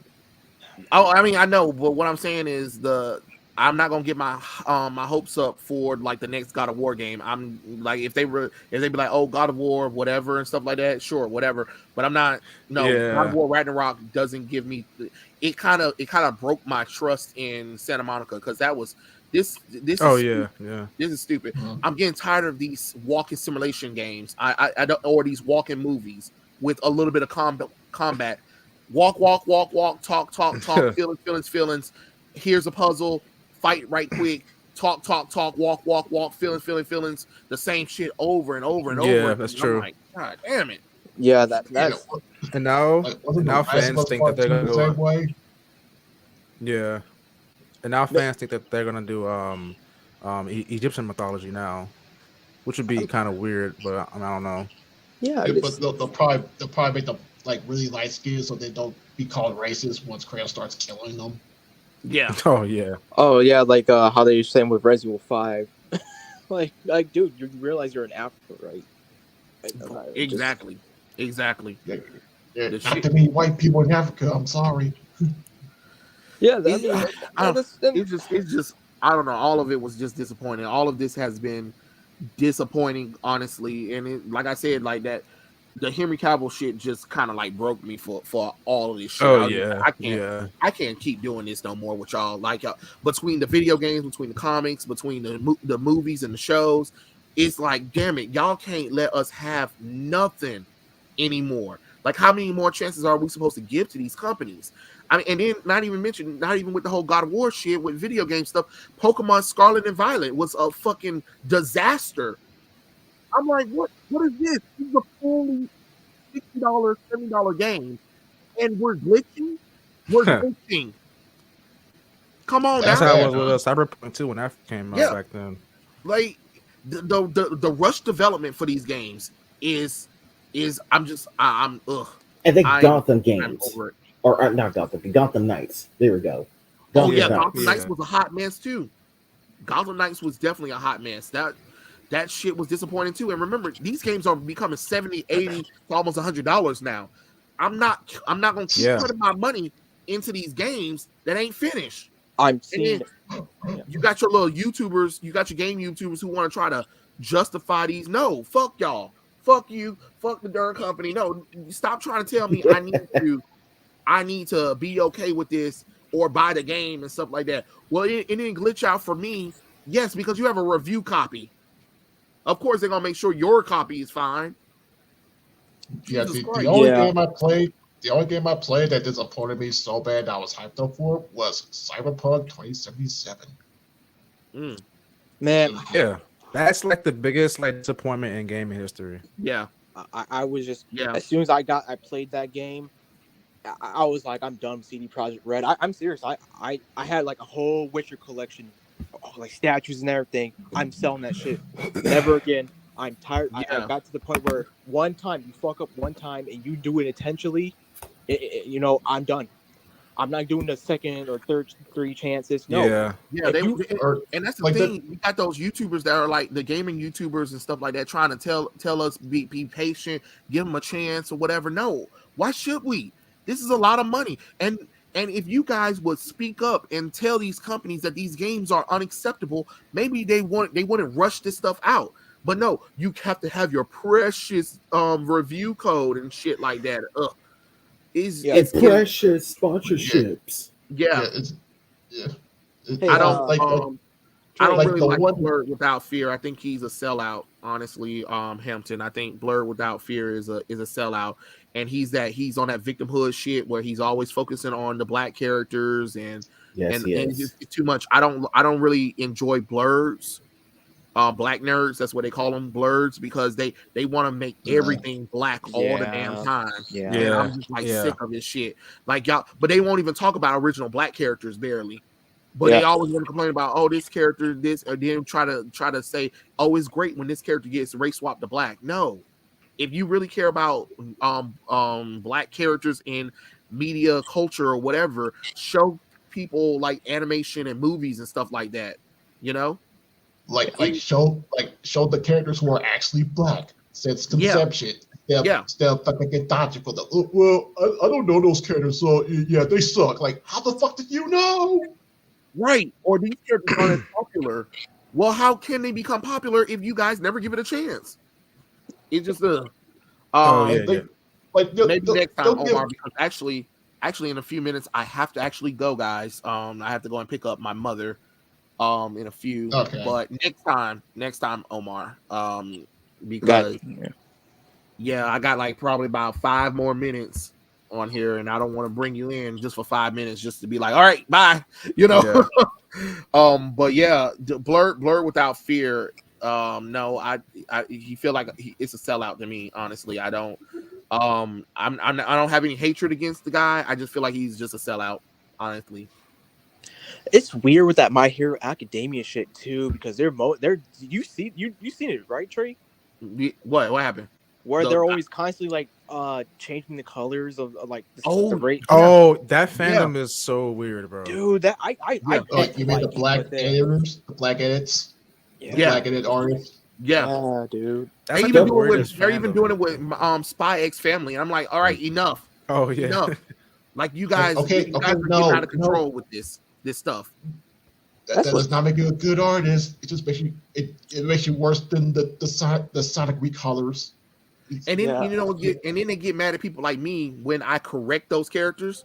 Like for when I corrected Iris, because and to be Olsen, and I made them white, and people were like, "Oh my god, you're racist and stuff like that. You don't want to see black people succeed." No, those characters are originally white though.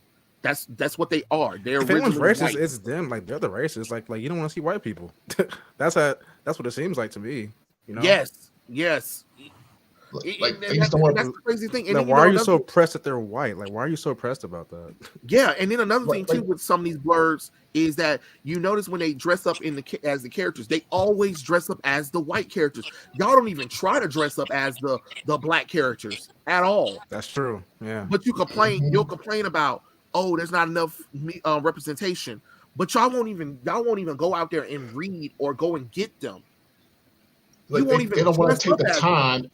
Like they just don't want to take the time in reading or watching black characters that have existed for decades. But when it comes to the race swaps, they'll just eat them up in a split second. Like, yeah. What am I supposed to take from this? Right, like every time you're cosplaying as a character that you already know you ain't the skin color for. Which, don't get me wrong, you should be able to cosplay whoever you want to.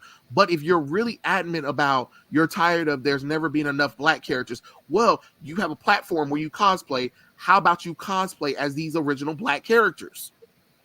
Yeah, cosplay as your own. How about that?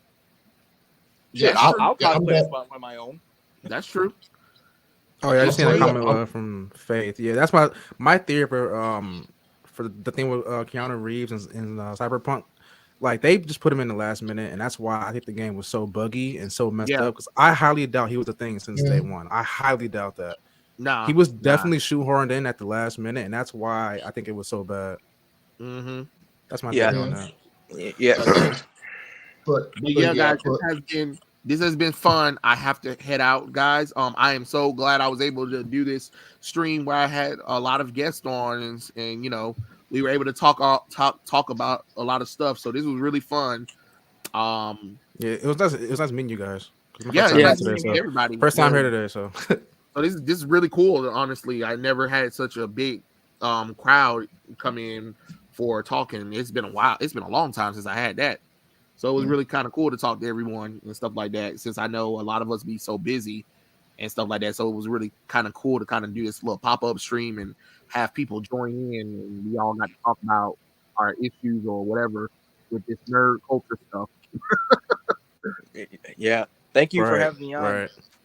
Oh yeah, no problem. No problem. I appreciate everyone for being here and stuff like that. I'll catch everybody later.